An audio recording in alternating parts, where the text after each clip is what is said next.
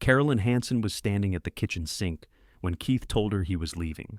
She had one hand in a bowl of soapy water and the other around a coffee mug. Outside the window, a sprinkler clicked across the lawn in slow, shining passes. Keith stood behind the breakfast table with his jacket on, though it was warm in the house. "There's no good way to say this," he told her. Carolyn set the mug in the drying rack, then used the bad way. Keith looked toward the hallway. 2 suitcases waited beside the front door.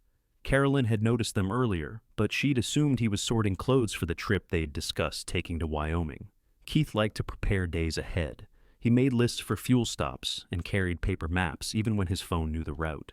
Now she saw that his brown toiletry bag was sitting on top of the larger suitcase. "I'm going to stay with Lisa," he said. The sprinkler clicked. Water struck the siding beneath the window. Carolyn dried her hands on a dish towel. "Lisa Ward?" Keith nodded. She knew Lisa from the real estate office where Keith sometimes handled property referrals.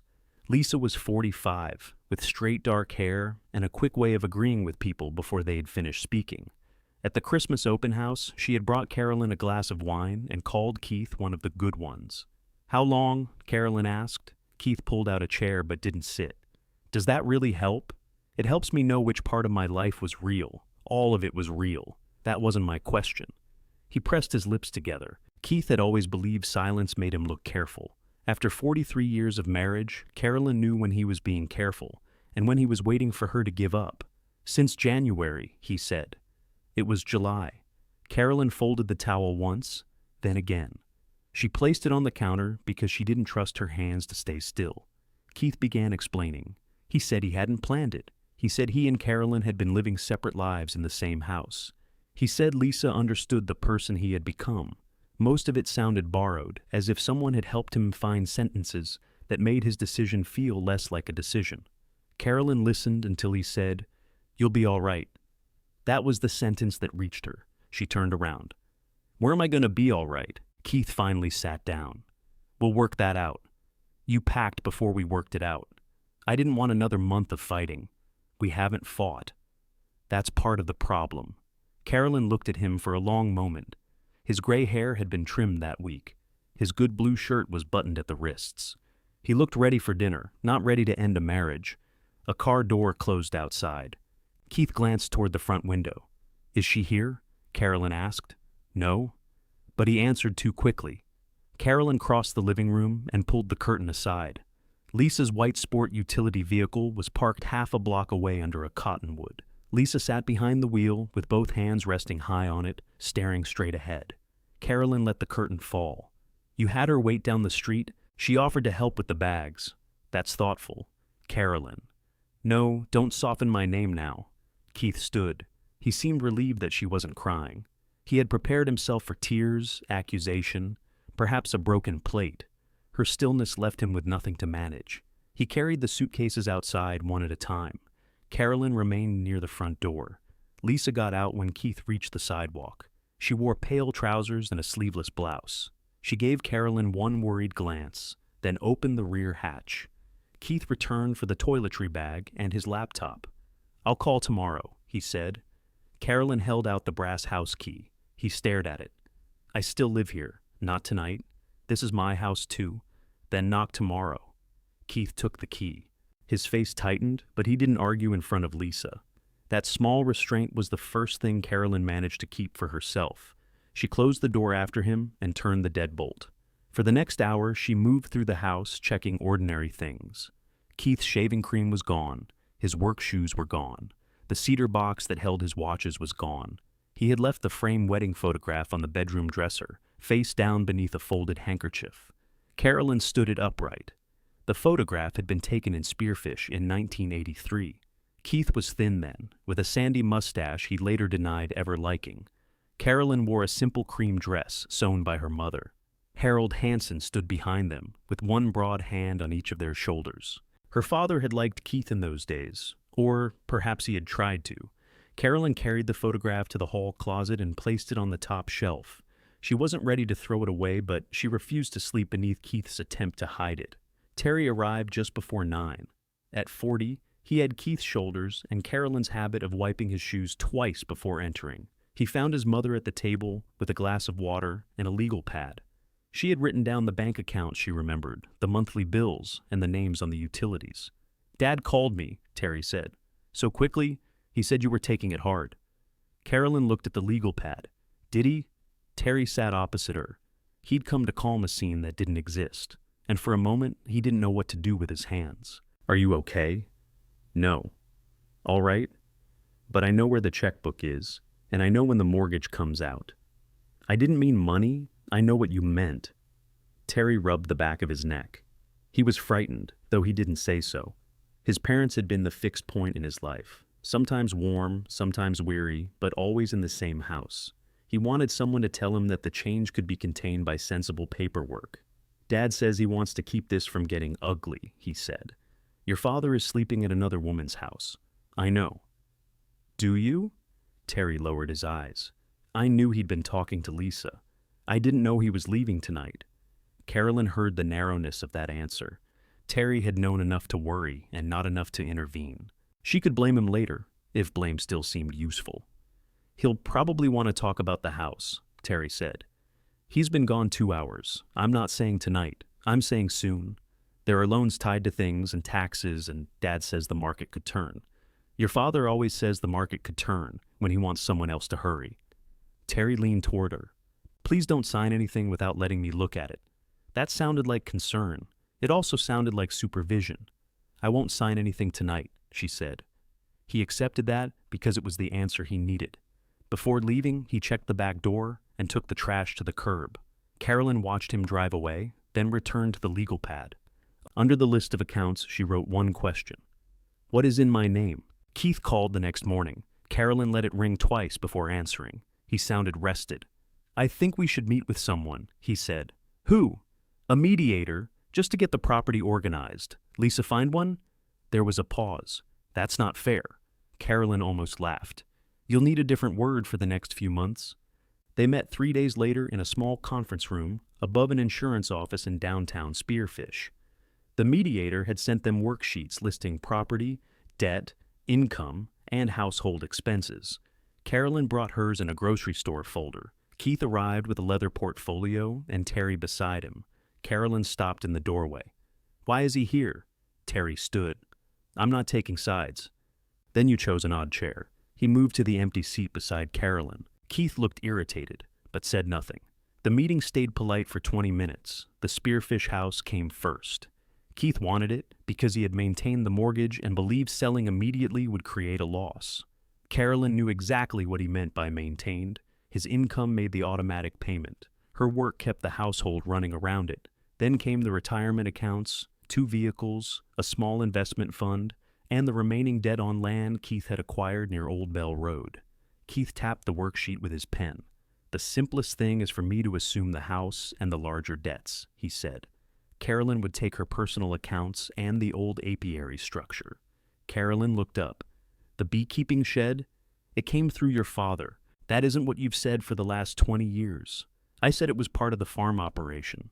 You called it your south acreage." Keith shifted in his chair. "The boundaries out there have never been clear." The mediator asked for the address. "There isn't a normal street number," Keith said. "It sits off Old Bell Road. The building's been unused since Harold got sick." Carolyn pictured the shed as it had been when she was young, long and low, with weathered green siding and a tin roof. Harold had stored frames in one end and extracted honey in the other. Carolyn could still remember the warm smell of wax, smoke, and sun-heated wood. She had worked there beside him before marriage and during the early years after it. She kept breeding notes, tracked which colonies wintered well, and could find a queen on a crowded frame faster than either Harold or Keith. Harold trusted her judgment. Keith treated the work as something she had once been good at before real life began. Terry turned one of the worksheets around. "Mom, Dad taking the debt might actually protect you."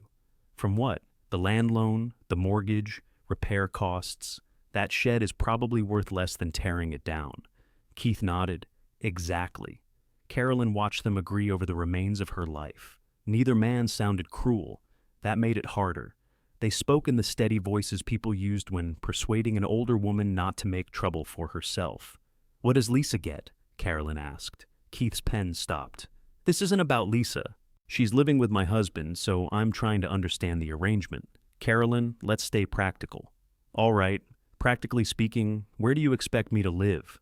Keith looked at the mediator, then at Terry. There would be cash for a rental deposit, he said, and the shed could be sold. To whom? Someone buying the adjoining ground. Your adjoining ground. Keith exhaled. This is why I wanted a mediator. The meeting ended without signatures. In the hallway, Terry caught up with Carolyn beside the stairs. Mom, wait. She kept walking until they reached the sidewalk. He lowered his voice. I know it sounds awful. Which part? The shed. All of it. But Dad says there could be $20,000 or $30,000 in repairs before anyone can use that place. Has he been inside? Not lately. Have you? Terry shook his head. Carolyn opened her car door. I'm trying to keep both of you from losing everything, he said. She looked at her son. He believed that. Fear had put him on Keith's side before he realized there were sides. Then start by finding out what everything is, she said. That afternoon, Keith emailed a proposed asset list. The house, investments, and larger Old Bell Road acreage were assigned to him. Carolyn's column held her car, her checking account, household furnishings to be selected later, and one line reading, former Hanson apiary shed, condition unknown. At the bottom was a note asking her to confirm quickly so the documents could be prepared. Carolyn printed the page at the public library. She circled condition unknown with a borrowed pen. Then she drove back to the house and went into the garage. Keith had kept property keys in a dented red toolbox above the workbench. He'd taken several, including the spare house keys. Near the back of the box, beneath a roll of electrical tape, Carolyn found a flat brass key on a faded wooden tag. Harold had written one word on it in black ink. Bees. Carolyn closed her fingers around the key. Her knuckles ached when she made a fist, but the pain was familiar and manageable. She went inside, packed work gloves, bottled water, a flashlight, and the legal pad into a canvas bag. Then she called Terry. I'm driving out to Old Bell Road tomorrow morning, she said. Why? To find out what I've been offered. Mom, that building might not be safe. Then I'll stand outside it. You shouldn't go alone. Carolyn looked at the key resting beside her phone. Meet me there at 9, she said. Terry hesitated. She waited. All right, he said. 9. Carolyn ended the call, crossed out condition unknown on Keith's printed list, and placed Harold's key in her own pocket. The next morning, Terry was already parked beside the county road when Carolyn arrived. He had brought coffee, a tape measure, and the expression he wore when he expected trouble but wanted credit for showing up. The entrance to the property was nearly hidden by choke cherry and tall grass. A rusted chain sagged between two wooden posts. Beyond it, a narrow track curved through the shelter belt. Terry got out of his truck and looked at Carolyn's canvas bag. You brought gloves? Yes. Good. I brought an extra pair. I have gloves. I heard you. He handed her a paper cup instead. It contained coffee with 1 cream and no sugar. He remembered that much. Carolyn set the cup on the hood of her car and took out Harold's key. The padlock on the chain was coated with red rust. Terry reached for it. Let me. Carolyn moved the key out of his reach. Your grandfather used graphite in these locks. If you force it, the pins stick. She inserted the key, eased it halfway back out, then pushed it in again. The lock resisted. She tapped the bottom against her palm and tried once more. It opened with a dull snap. Terry gave a small nod. Okay. It wasn't an apology, but it was recognition. They lowered the chain and drove in, leaving Terry's truck by the road. The track was rougher than Carolyn remembered. Branches scraped both sides of her car, and dried weeds dragged beneath it. Terry kept one hand braced against the dashboard. You could have used my truck. You could have suggested that before we came through the gate. I did suggest you shouldn't come alone. That isn't the same thing. The shelter belt opened, and the beekeeping shed appeared ahead of them. Carolyn stopped the car. The building was longer than it had seemed in memory, and in worse condition than Keith's worksheet suggested. Several sheets of roofing had lifted at the north end. One hung loose, rocking whenever the wind caught it. The green paint had faded to gray, and a young box elder grew close enough to rub its branches against the wall. An old loading platform leaned away from the door. Dead grass covered the open ground, where Harold once lined up hive bodies for repair. Near the east fence, 3 empty pallets had collapsed into one another. Terry let out a breath. Mom, I can see it. I'm not trying to be rude. You don't have to protect me from a building I'm looking at. She got out and stood beside the car. The air smelled of dry grass and pine. Somewhere beyond the shelter belt, cattle called from another property. The shed was silent except for the loose roofing sheet knocking against wood. Carolyn had last entered it shortly after Harold died in 2018. Keith had come with her that day. He hurried through the rooms, pointed out water damage, and said there was no reason to keep paying for a place nobody used. Carolyn had still been moving through her father's death one practical task at a time. Funeral flowers, thank you cards, medical bills, jars of screws from his workbench. When Keith said he would handle the land questions, she let him. That was the part she didn't want to examine too closely. Terry walked around the north side and called back. "There's a hole in the roof. How large?" "Hard to tell from down here." "Then don't climb." "I wasn't going to." He had already put one foot on a rain barrel. Carolyn waited until he stepped down. The main door was secured with another padlock. Harold's key fit, but the door wouldn't move. Terry pulled at the handle. "It's swollen shut." "The bottom rail drops in wet weather," Carolyn said. "This whole building drops in wet weather." She ignored that. A narrow gap showed beneath the door. Carolyn found a flat stone, worked it under the lower edge, and used a broken fence post as a lever. Terry watched her position it. "You've done this before. Many times." "When?" "When this place was still used." He pressed down on the fence post while Carolyn pulled the handle. The door rose a fraction, then scraped inward over dirt and mouse droppings. A cold, stale smell came out. Terry switched on his flashlight. "Stay here a second." Carolyn stepped in ahead of him. The front room had once been used for storage and packing. Empty hive boxes stood along one wall, their corners split and their wood dark with age. A stainless steel sink leaned away from the plumbing. The long work table was still there, though part of the ceiling had fallen across it. Water had stained the floor in wide brown circles. A section of roof decking near the north wall bowed low enough to make Carolyn stop. "Don't walk under that," she said. "I know." She looked at him. "Sorry," Terry said. "You know too." Carolyn opened the interior shutters to let in daylight. One hinge broke loose, but the other held. Dust turned in the beam from the window. The place was damaged, but it wasn't dead. The concrete floor had no major cracks. The center post stood straight. The south wall, where Harold had added a small office and washing area, seemed dry. Carolyn moved toward the work table. Beneath the fallen ceiling material, she could see the edge of a wooden queen-rearing frame. Harold had made them himself, cutting each slot to fit the small wax cups Carolyn preferred. She pulled one free. Terry brushed dust from it. "What is that?" "A cell bar. For honey, for queens." He looked at her, waiting. "You move very young larvae into these cups," she said. "The bees raise them as queens if the colony's prepared properly." "You did that?" "Yes. I thought Grandpa did the breeding. Your grandfather did plenty." "That's not what I asked." Carolyn ran her thumb along the wooden edge. Her father's pencil marks were still visible, short lines where he checked the spacing. "I did most of the grafting for several years," she said. "My eyes were better and my hands were steadier."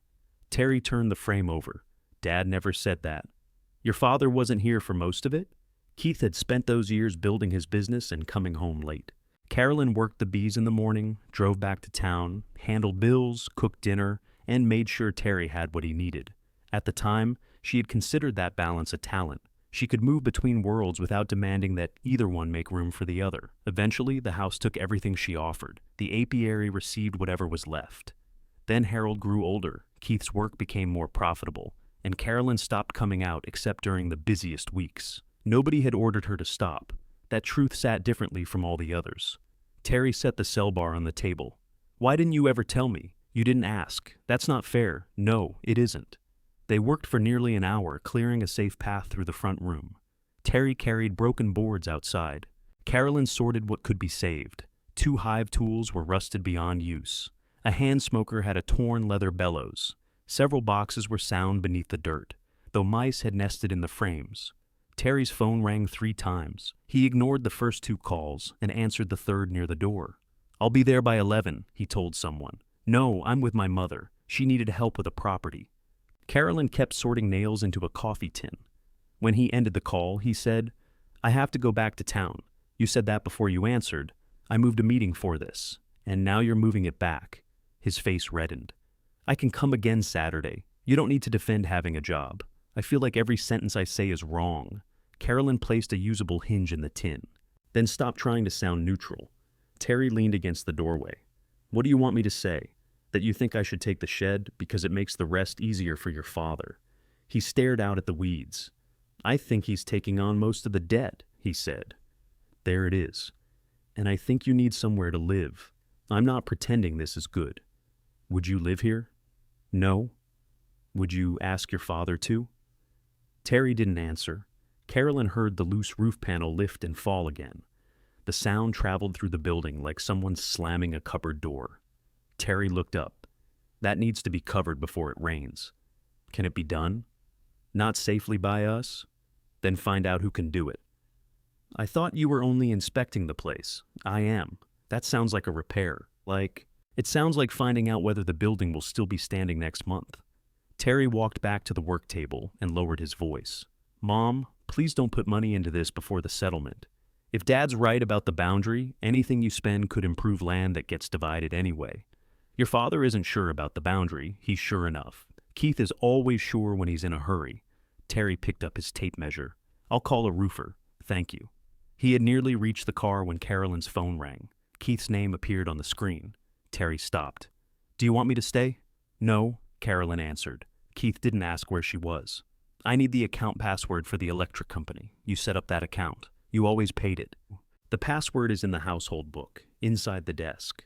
Lisa looked there. The use of Lisa's name and Carolyn's desk in the same sentence made Carolyn grip the phone harder. Lisa is in the house. She's helping me organize. You left 3 days ago. I still have clothes there, Carolyn. That wasn't my question. Terry looked away, but he could hear enough to understand. Keith lowered his voice. We need to be reasonable about access until this is resolved. I agree. Good. Lisa doesn't enter the house again while my things are there. There was a silence. You can't dictate that. Then I'll move my things today and you can explain why the settlement inventory no longer matches. Keith didn't like uncertainty in property lists. Carolyn knew that because she had spent decades preparing the information that allowed him to sound certain. All right, he said. I'll tell her. And the password is written on the inside cover. I checked.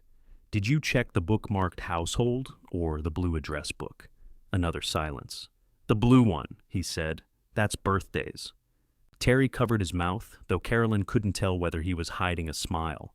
The household book is black, she continued. Second drawer, left side. Keith opened the drawer while she waited. She heard paper shifting. Found it. You're welcome. Have you looked at the asset proposal? I'm standing inside the shed. Keith's voice changed. Why? Because you offered it to me. You shouldn't be out there without checking with me. Carolyn glanced at Terry. His earlier warning had used almost the same words. What exactly should I have checked with you? Whether the building is insured, whether it's safe, whether there are liability issues? Is it insured? I'd have to look. Do that. Carolyn, don't start making plans. The place is a wreck. I'm not making plans. I'm gathering facts. Keith gave a tired sigh, the sound he used when she made an ordinary task inconvenient. Just don't spend anything, he said. We need your answer by the end of the week. Why? The settlement can't sit open forever. It's been 3 days. Lisa and I need to know what we're doing. There it was, spoken plainly at last. Carolyn was being hurried so Keith and Lisa could arrange their new household with fewer loose ends. I'll answer when I understand what you're giving me, she said. She ended the call before he could reply. Terry remained beside the car. Dad shouldn't have Lisa going through your desk, he said. No? I'll tell him. I already did. He nodded. The correction landed. Carolyn didn't need him to carry a message she had just delivered herself. Before leaving, Terry helped her prop the main door open. He promised to call someone about the roof and told her twice not to climb anything. Carolyn watched his truck disappear beyond the shelter belt. Then she returned to the south end of the shed. The small office door had swollen in its frame.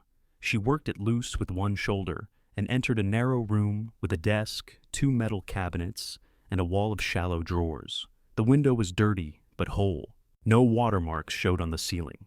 Carolyn opened the top drawer of the desk. It held mouse-chewed paper, dried pens, and a pair of reading glasses she recognized as Harold's.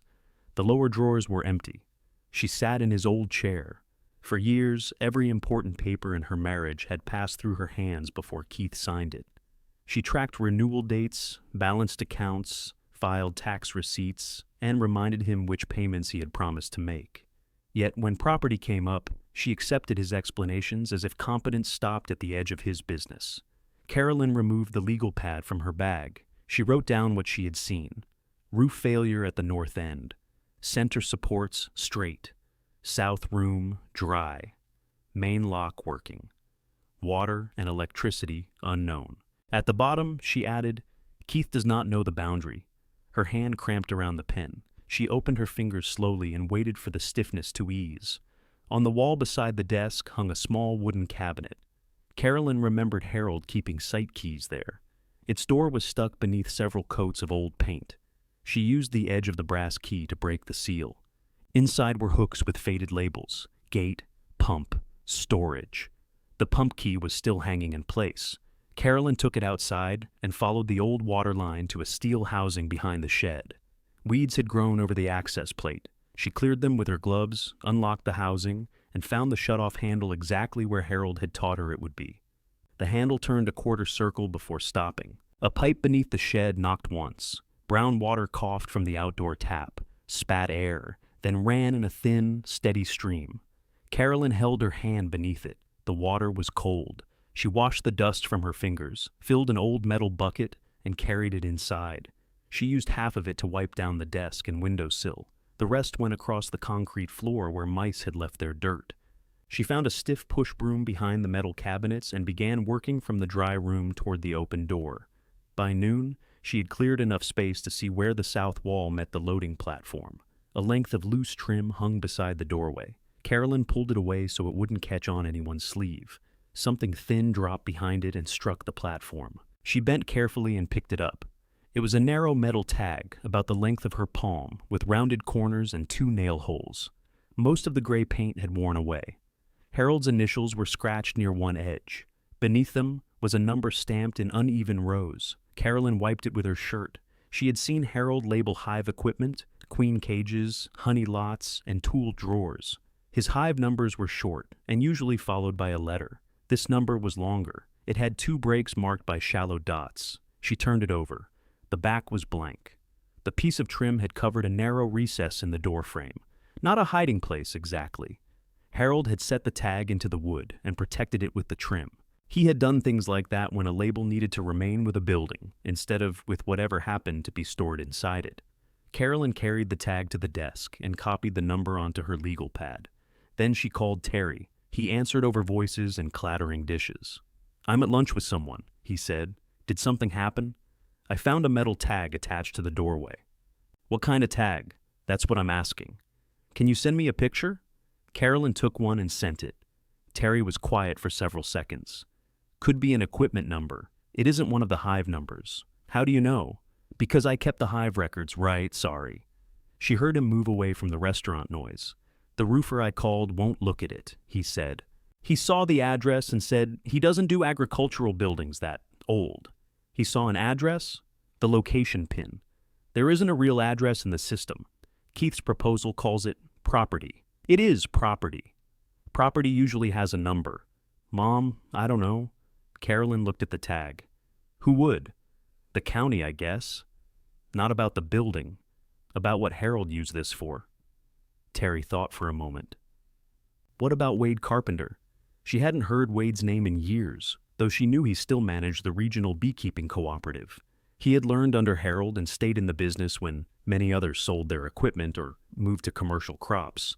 "Do you have his number?" she asked. "I can find it." "No, I'll find it." Terry went silent again. Carolyn softened her voice. "Finish your lunch." She called the cooperative office from a number posted on its website. A woman answered and transferred her without asking for an explanation. Wade picked up on the 4th ring. "Carpenter. It's Carolyn Hansen." The pause was brief, then warm. "Well, hello, Carolyn. I'm out at my father's shed." "You're at the old yard?" "Yes. How bad is it?" "That depends on which direction I look." Wade gave a quiet laugh. "The roof, part of it. I found a tag in the main door frame. It has my father's initials and a long number. Rate it to me." Carolyn did. Wade repeated the first section, then stopped. That isn't a hive number, I know. It sounds like one of Harold's ground tags. What does that mean? He made them for each bee yard. I helped stamp a few, but not that one. Did they identify the owner? No. They identified the location. He matched them to county parcel records and his treatment logs. Carolyn looked toward the doorway. The sheltered recess had kept the tag in place long after the nails loosened. Why would this yard need its own tag? She asked. All the yards did? This was part of the larger farm. That's what Keith called it. Wade didn't respond immediately. He was careful for a different reason than Keith. He preferred to be sure before saying something that another person might rely on. I remember Harold keeping the apiary paperwork separate, he said. That doesn't tell us who owns the ground. What paperwork? Tax descriptions, access notes, maps, anything that told him where one site ended and another began. Do you know where he kept it? I assumed the county had the important part. Carolyn wrote county beside the number. Can you look at the roof? She asked. I can look. I'm not a roofer. You've kept older buildings standing. That's a low standard. It's higher than the one I have now. Wade asked for half an hour. He arrived in a white cooperative pickup with 2 ladders, a tool chest, and a stack of folded tarps strapped in the bed. His hair had gone almost entirely white. He moved more slowly than Carolyn remembered, but he still looked at a bee yard before he looked at the people standing in it. He got out and stared at the east shelter belt. Those trees have spread, he said. So have the weeds. The weeds aren't all bad. They are when they're taller than the loading platform. Wade smiled and gave her a brief hug. He smelled of sun, coffee, and wood smoke from a bee smoker. I was sorry I missed Harold's last week, he said. You visited before that. He slept through most of it. He knew you were there. Wade nodded once and didn't add anything. Carolyn showed him the tag. He held it near the open door, tilting it toward the light. I remember this stamp set, he said. The 3 was crooked. So, what does the number say? It says Harold wanted this structure tied to one piece of ground. Beyond that, we need the county record.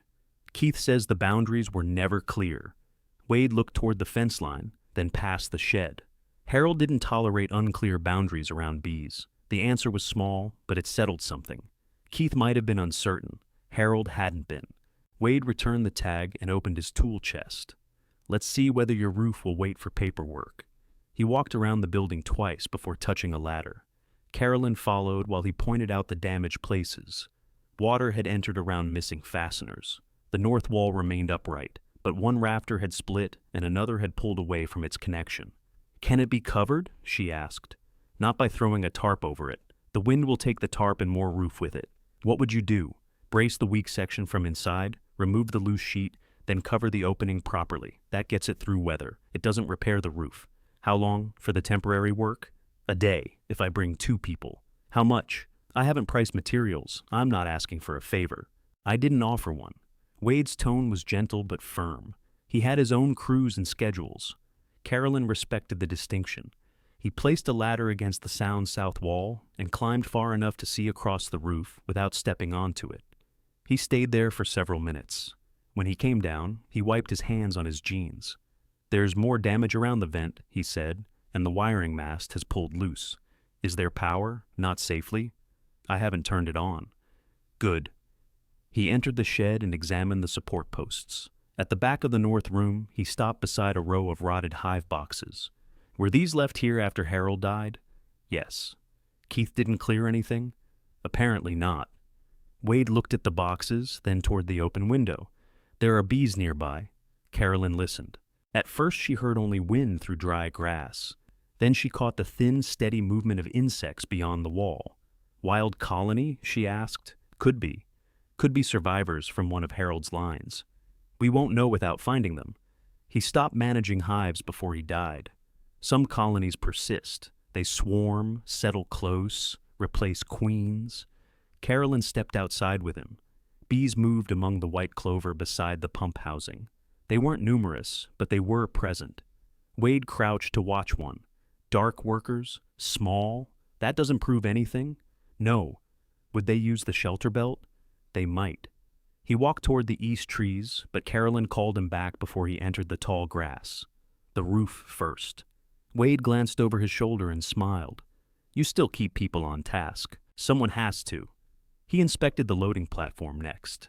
Two outer boards had rotted, but the joists beneath them remained solid. He drove the end of a screwdriver into each one and marked the unsafe boards with orange chalk. Carolyn carried debris away as he worked. She wanted the tag to mean more than Wade could honestly say. That made her cautious. Need could turn a clue into an answer before the facts were ready. When Wade finished, they sat on the edge of the platform with bottled water. "What are you planning to do with this place?" he asked. "I haven't decided. Keith selling the farm? He wants me to take the shed while he keeps the other property and debts." Wade looked at her. "Take it how?" "In the settlement. Has anyone shown you a deed description?" "No." "Then nobody's shown you what you're taking." Carolyn folded the loose corner of the bottle label beneath her thumbnail. "Terry thinks I should accept, because repairs will cost too much." "Terry's seen the building? He was here this morning." "Did he see the bees?" "We didn't notice them." Wade drank his water. "Keith ever used this place after Harold was gone?" "Not that I know of." "Pay the tax bill?" "He said he handled the land expenses." "Which land?" Carolyn looked at him.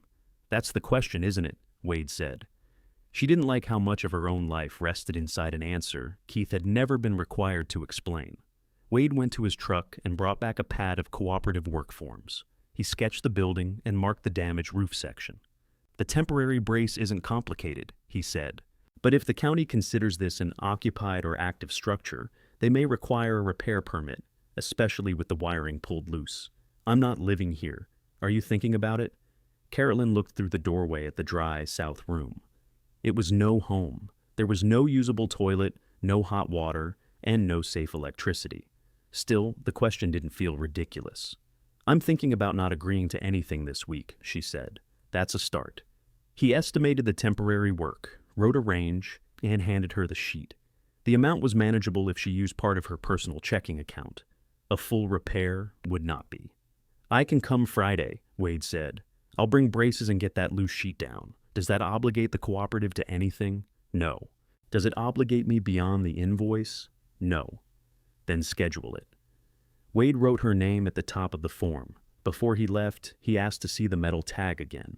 He copied the number into his phone and compared it with the sketch he'd made. "Harold used the first part for the county area," he said. "The final digits identified the piece inside it." "You're sure?" "I'm sure about the system. I'm not sure what this one leads to." That was enough for Carolyn to make her next decision. After Wade drove away, she called the county offices. The first person sent her to property records. Property records sent her to permits because she was asking about a building. The permit clerk asked for a street address. "There isn't one posted," Carolyn said. "I have an older parcel number." She read it aloud. Keys clicked on the other end. "That format predates our current online system," the clerk said. "I can see a reference, but the attached history isn't scanned into this screen. What does the reference call the property?" There was another pause. "Hanson Apiary Site. Not farm, not South Acreage." Carolyn wrote the words down. "Can you tell me whose name is on it?" she asked. "I can't confirm ownership from this index. We'd need to pull the parcel history and attach it to an application or a formal record request. How long does that take? If you come in tomorrow, we can start it." "Are you transferring the land?" "Not if I don't know what it is." The clerk asked why she had called permits. Carolyn described the roof. "Is the building secured from entry?" "The gate and door lock." "Any active electrical service?" "I don't know. You'll need an inspection before structural work begins. If the inspector finds an immediate safety issue, there may be a correction period." "How long?" "That depends on the condition." Carolyn looked up at the loose metal sheet. She made an appointment for the following morning. Then she called Wade and told him not to bring a crew until the county had seen the building. "That could slow us down," he said. "It could. Rain's expected this weekend." "I know. You still want the inspection?" Carolyn held the tag between her fingers. "Yes," she said, "and I want the parcel history attached to it." The clerk gave her an appointment for 8:30. By 9, Carolyn was following a county inspector back to Old Bell Road. He drove through the gate slowly, stopped beside the shed, and remained in his vehicle while he completed a form. Carolyn stood near the pump housing with Harold's tag in her pocket. When the inspector got out, he wore a hard hat and carried a camera on a strap. "You're the applicant?" he asked. "Yes." "You own the structure?" "That's one of the things I'm trying to confirm."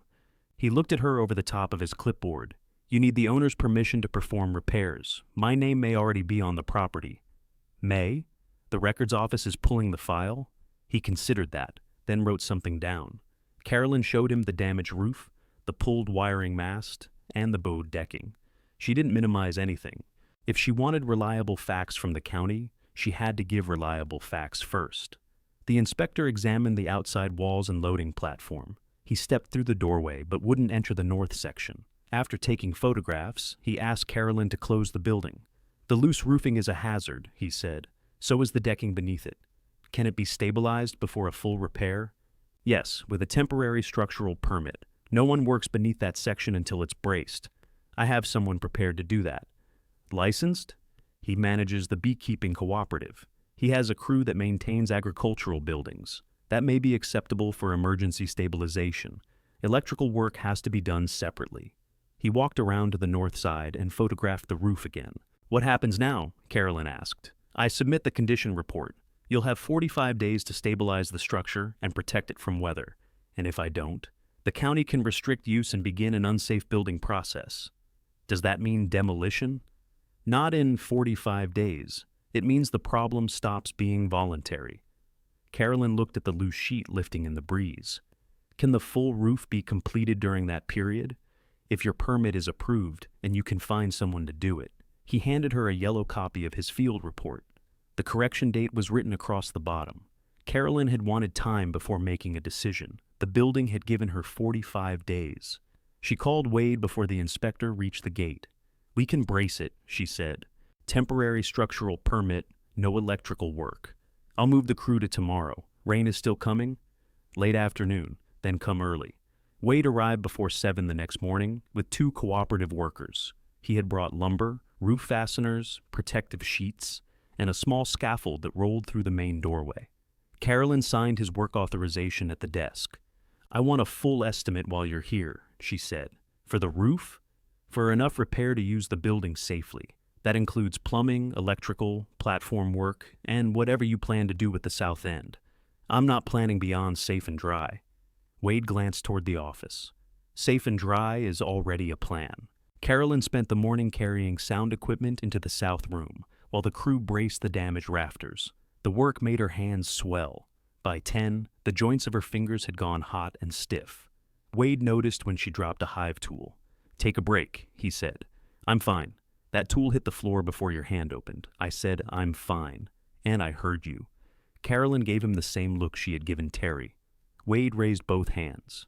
Sit for 10 minutes. Then you can tell me I'm wrong. She sat on the loading platform with a cold bottle pressed against her knuckles.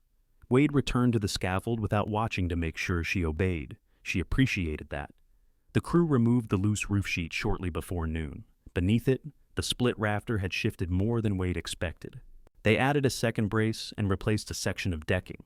By early afternoon, the opening was covered and sealed. The building grew quieter. For the first time since Carolyn arrived, wind no longer lifted metal above her head. Wade climbed down and checked his watch. That should satisfy the immediate order. It'll hold through winter. It'll hold through the storm. Don't turn one answer into a bigger one. Carolyn smiled despite herself. You learned that from Harold. I learned most of my useful sentences from Harold. A bee passed between them and entered a crack in one of the old hive boxes near the east wall. Wade stopped speaking. Another bee followed. Carolyn went inside and stood several feet from the boxes. The sound was faint but steady. It came from behind the wall, not from the rotted equipment. There's space between the siding and interior boards, she said. Enough for a colony. They'd overheat in there, not with that opening near the eave. Wade stepped outside and followed the flight line. Carolyn joined him. Bees crossed the clearing toward the shelter belt, low and direct. They moved carefully through the trees. The ground was uneven, with fallen branches hidden beneath grass. Carolyn remembered where Harold once kept several working hives beyond the windbreak. The stands were gone, but 2 concrete blocks remained. Wade paused near an old cottonwood.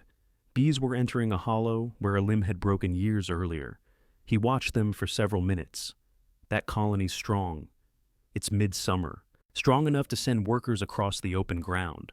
A second flight line moved past them toward a cluster of smaller trees. They followed it and found another colony using the hollow trunk of a box elder.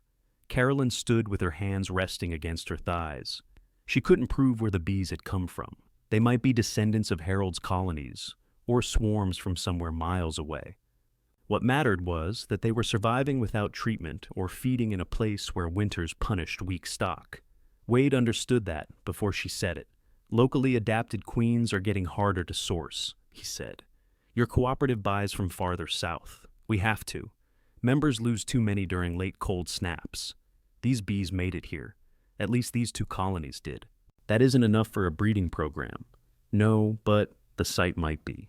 They walked the open ground beyond the shelter belt. The slope drained well. Trees blocked the worst north wind. Clover and alfalfa grew across nearby fields, and water was available at the shed. Wade kept looking from the land to the tree line. He wasn't admiring it. He was calculating distance, access, forage, and how many mating colonies could be placed without crowding. What would the cooperative need? Carolyn asked. A secure site, working space, reliable water, electricity, enough ground to spread colonies. How much ground? More than the shed. The county index calls this the Hansen Apiary Site. I still don't know where it ends. Then boundaries come first. Carolyn watched bees work the clover at her feet. If the parcel is large enough, would you use it? Wade took his time. The cooperative needs a queen rearing yard, he said. We've needed one for several years. I can't commit without board approval, and I won't put member equipment on disputed land. I didn't ask you to. You asked whether we'd use it. Yes. If the site is yours, if there's enough acreage, and if the building can be restored, I'd recommend a lease. The answer brought relief, followed immediately by weight. A useful property required work. A lease required a safe building, dependable access, and money Carolyn hadn't agreed to spend. What would you need from me before you take it to the board? She asked. Proof of control, a repair plan, and your decision about whether you want us here. That last part sounds simple. It isn't. Wade left to prepare the full estimate. Carolyn remained until the rain began. The temporary roof held. Water ran down the new covering and into the grass instead of onto the work table. Carolyn stood inside listening for drips. She found one near the old sink and marked it with chalk. The north room stayed dry. The repair had worked. That made walking away harder. The following morning, Wade met her at a diner near the cooperative office. He slid a folder across the table. I used ordinary materials, he said. Nothing decorative, full roof repair, wiring made safe, plumbing restored, platform boards replaced, south room insulated enough to protect equipment. Carolyn opened the folder. The total at the bottom was $24,000. She read it twice. That doesn't include turning the office into living space, Wade said. I didn't ask for that. No, I'm making sure you understand. How much can the cooperative carry? On a lease, we could supply hive equipment and pay for changes specific to queen rearing. We can't repair a privately owned building before the lease is approved. So, I make it usable first. You make it yours first. Carolyn closed the folder. You're interested, but only if I solve the expensive parts. That's the honest version. I prefer the honest version. Wade paid for his own coffee and left for a meeting. Carolyn stayed in the booth with the estimate, the county deadline, and her checking account balance written on the back of Keith's proposal. She could cover the temporary work. She couldn't spend $24,000 without using most of what remained under her control. At 11, the county clerk called. The parcel history has been attached to your permit application, she said. There's a current summary available at the counter. Does it show the acreage? Yes. Carolyn drove there without calling anyone. The records office occupied a plain room with gray counters and a row of metal chairs. The clerk asked for identification, then brought out 4 printed pages clipped together. The first page showed the old parcel number from Harold's tag. Beside it was a newer number used by the county system. Carolyn's eyes moved down the page. Site description. Hansen Apiary. Area. 12 acres. Current owner, Carolyn Hansen. She kept reading, expecting Keith's name to appear beneath hers. It didn't. Is this current? She asked. The clerk turned the page toward herself. The summary updated with this year's assessment. Why doesn't it have my husband's name? I can only tell you what the record says. Does this include the shed? The structure is listed on the parcel. And the 12 acres belong with it? That's what the map reference indicates. The archived history should explain how the parcel was created. When will that be ready? It has to be pulled from older recordings. We should have it within several business days. Carolyn touched the line bearing her name. The page didn't tell her why Harold had done it, whether the boundaries remained marked or what Keith had known. It did tell her that the shed wasn't merely an unwanted building sitting somewhere on Keith's larger property. She paid the permit fee and carried the record outside. Terry answered on the first ring. "Is the roof okay?" he asked. "For now." "That's good. I need you to meet me tonight." "Where?" "The house." "Dad's house?" Carolyn looked down at the county page. "No," she said. "The house where my things still are." Terry arrived at 6. Keith's car pulled in 5 minutes later, with Lisa seated beside him. Carolyn had invited only Keith and Terry. Lisa remained in the car until Keith opened her door. Then they walked up together as if arriving for a social call. Carolyn met them on the front step. "This conversation is between the 3 people whose names are in the family property discussion," she said. Lisa's smile tightened. "I'm only here to support Keith. You can support him from the car." Keith stared at Carolyn. "Don't be rude. I'm setting a boundary at my own door." He looked ready to argue, but Terry had already stepped onto the porch beside his mother. "Lisa, maybe give us a few minutes," he said. Lisa returned to the car without speaking. Keith watched her go, then faced Carolyn. "What's so urgent?" Carolyn handed him the current parcel summary. He read the acreage first, then he found her name. His face changed. Terry leaned closer. "What is it?" Keith folded the page before Terry could take it. "It's an old clerical mistake," he said. Carolyn held out her hand for the record. "Then you won't need me to sign away the shed," she said. "Until the county explains that page, I'm signing nothing." Keith didn't hand it back. "You're reading too much into a database entry," he said. Carolyn kept her hand extended. "Then give me the page." "You don't understand how these records work, do you? I understand that your father owned a larger tract, and this sat inside it." Terry looked from Keith to Carolyn. "The county says Mom is the current owner?" "The county says her name is attached to an old number," Keith replied. "That isn't the same thing." "It says 12 acres, Carolyn said. Keith unfolded the page and looked again. Even if Harold transferred something years ago, it could still be part of the marital property. "Then why did you offer me only the shed?" "I offered you the apiary property. You called it a structure with unclear boundaries." Keith's face reddened. He had expected Carolyn to accept the practical language he gave her. Now each of his earlier words was coming back separately. "I'm trying to create a clean division," he said. "Clean for whom? For everyone." Lisa opened the passenger door and stepped out. She stayed beside the car. "Keith," she called. "Maybe this isn't the right time." Carolyn looked past him. "She's right. Take her home." Keith lowered his voice. "We need the quitclaim completed before I can do anything with the adjoining acreage."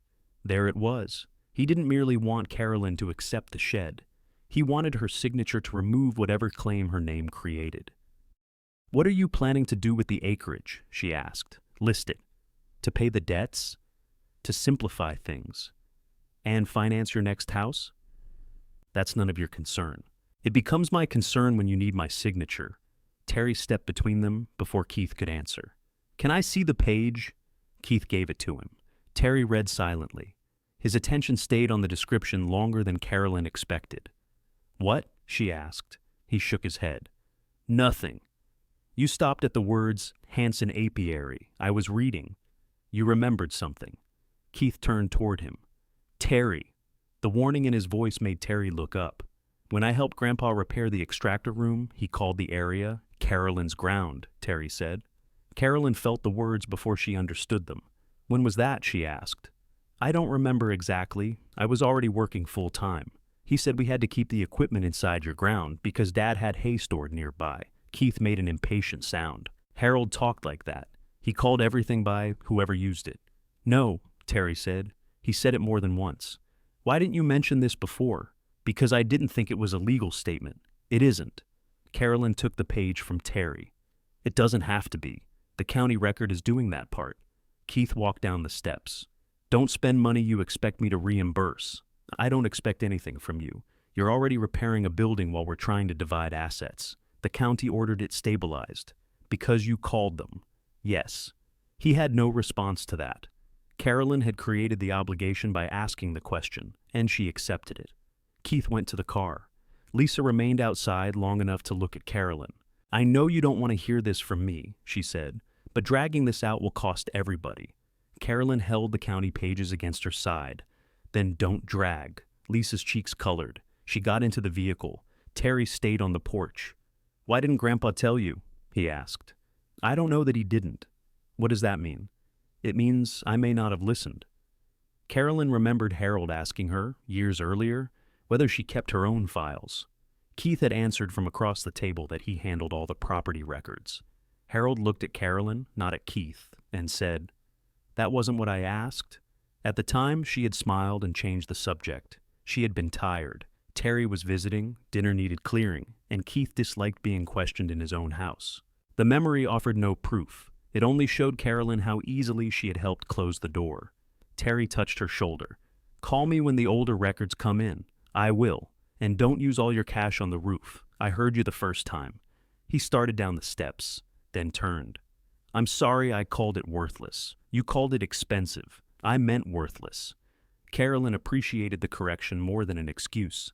The next day she met Wade at the shed with the current parcel summary. He read it while standing beside his truck. 12 acres, he said. According to the index. That's enough ground. It doesn't show the boundaries. No. And the archive isn't ready. Wade handed the pages back. Still enough for me to take the site to the cooperative board. What will you tell them? That we have surviving colonies, reliable water, a damaged building, and a possible 12-acre site near member operations. Possible until the history is complete. Carolyn nodded. Good. Wade opened the truck bed and removed 2 bee suits, a smoker, and a clean hive box. What's that for? I want to see whether we can collect a sample from the cottonwood colony without disturbing it too much. You didn't say we were working bees today. I'm saying it now. The suit Wade handed her was new, but Carolyn adjusted the veil without thinking. Her fingers found the zipper and wrist closures in the old order. Wade watched. You haven't forgotten. I haven't done anything yet. They moved into the shelter belt with a small collection tube and a sheet marked in squares. Wade smoked the entrance lightly. Carolyn waited beside the tree, watching how the workers responded. They're calm, she said, so far. He placed the sheet near the hollow. Carolyn used a soft brush to guide several workers into the tube. Her hands trembled once, then steadied. Wade didn't reach over her or explain what she already knew. They checked the second colony and found the same dark coloring, compact bodies, and steady behavior. Wade would send the samples for ordinary health testing. The results wouldn't establish ancestry, but they could show whether the colonies carried obvious disease. Back at the shed, he set the tube in a padded case. If they're healthy, that strengthens the site proposal, he said. The bees strengthen it. The building weakens it. That's about right. They spent the afternoon clearing the south room. Wade removed the broken sink while Carolyn washed the cabinets and sorted the remaining equipment. A small water heater beneath the counter had rusted through. The supply pipe behind it was sound. When they lifted a warped sheet of wall covering, they found dry framing beneath it. Wade pressed a moisture meter against the wood. This end can be saved without rebuilding it. That's useful. It still needs insulation. I heard the estimate. I know you heard it. I'm making sure the room doesn't persuade you to forget it. By 4, the south room had a clear floor, 1 working window, and a door that closed properly. Carolyn placed Harold's reading glasses in the top desk drawer where mice couldn't reach them. Her hands had stiffened again. She could no longer bend her right index finger fully. Wade saw her trying. Tomorrow has work in it too, he said. So does today. Not for that hand. Carolyn washed at the outdoor tap. Cold water reduced the swelling, but turning the handle hurt. If I can't do the labor, I can't afford the repair, she said. You can do some labor. You can't make your hands pay the entire bill. She dried them on a cloth. What does the cooperative actually need from me? Management knowledge, site control, decisions, some physical work. Management knowledge doesn't replace a roof. No, money replaces a roof. Carolyn looked at the cleaned room. That was the wider problem. She had spent years treating unpaid competence as if it had no cash value. Keith earned income. She made his life possible. Now the shed required money, and experience alone couldn't buy lumber. Wade loaded the bee samples into his truck. I'll speak to the board tomorrow, he said. No promise. I understand. If they're interested, that interest may not stay private. Why? Members talk, Suppliers talk. A cooperative truck has been parked here 3 days. Carolyn looked toward the road. The open gate was visible through the trees. Keith already knows you're involved, she said. Does he know why? Not yet. Wade closed the tailgate. Then decide how much you want him to learn from someone else. Carolyn called Keith that evening. He answered with a clipped, yes. The cooperative is considering the apiary as a queen rearing site. Silence followed. On whose authority? He asked. Mine, if the county record is correct. You can't negotiate a lease while ownership is disputed. I haven't negotiated one. Then why is Wade Carpenter out there? Because I hired him to stabilize the roof. With marital funds? My checking account. That account is still part of the settlement. So, is the debt you keep telling Terry you're taking? Keith lowered his voice. Carolyn could hear music in the background and the faint closing of a cabinet. He was at Lisa's place. What did Wade offer? He asked. Nothing final. That isn't an answer. It's the answer you're getting. You need to stop before this becomes more complicated. It was complicated before I drove out there. I just didn't know it. Keith ended the call. The following afternoon, Lisa called from her own number. Carolyn almost let it go to voicemail. Then she answered because she wanted to know what had changed. I hope you won't hang up, Lisa said. That depends. I'm not trying to interfere. You've passed that point. Lisa inhaled slowly. Keith says the county record may take weeks to correct. The clerk said several business days to retrieve the history. He believes the name entry is wrong. Then the history will help him. Meanwhile, you're spending money on a property that may still be divided. I know. Lisa's voice became gentler. What if Keith bought out whatever interest you might have? Enough for you to get a good apartment and avoid the repairs. How much? He hasn't settled on a number. Then there's no offer. There could be one. Carolyn waited. Lisa continued. We're trying to arrange financing. The Old Bell Road land was supposed to help with that. So my uncertainty is expensive for you. I didn't mean it that way. It's the first clear thing you've said. Lisa's patience slipped. That building was sitting empty. None of you wanted it until now. I'm standing in it nearly every day because Wade thinks it can make money. No, Wade came because I called him. Lisa went quiet. Carolyn could hear traffic through the phone. Lisa was likely sitting in her vehicle again, choosing a place where Keith couldn't hear her. If you wait too long, Lisa said, the repair order could leave you with nothing but bills. That may be true. You should at least hear a buyout. I'll hear one after the county explains the parcel. And if Keith needs your signature before then, he waits. Carolyn ended the call. A message from Wade arrived 10 minutes later.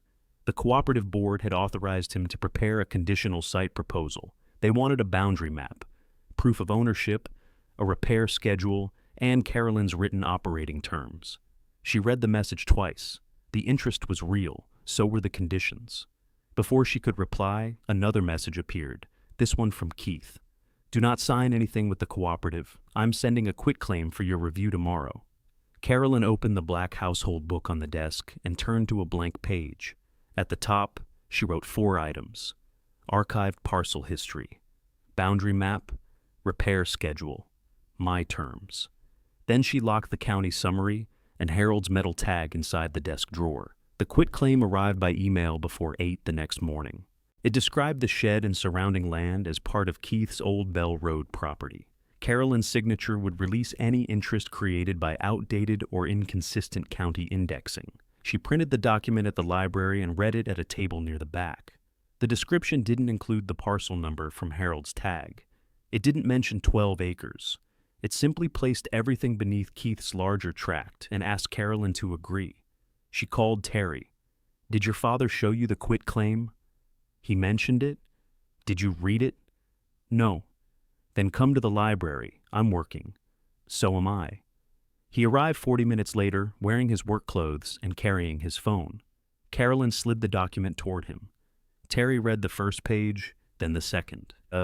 It says you should have someone review it, he said. I'm asking what you think it does. It releases a claim. To what? The Old Bell Road land. All of it? He read the description again. It could. Your grandfather's parcel number isn't here. I see that. Did your father tell you it was? No? Carolyn folded her hands to hide their stiffness. He wants me to sign away something before the county tells us how it was created. Terry leaned back. Then don't sign yet. Yet? I mean, until the record comes. And after that?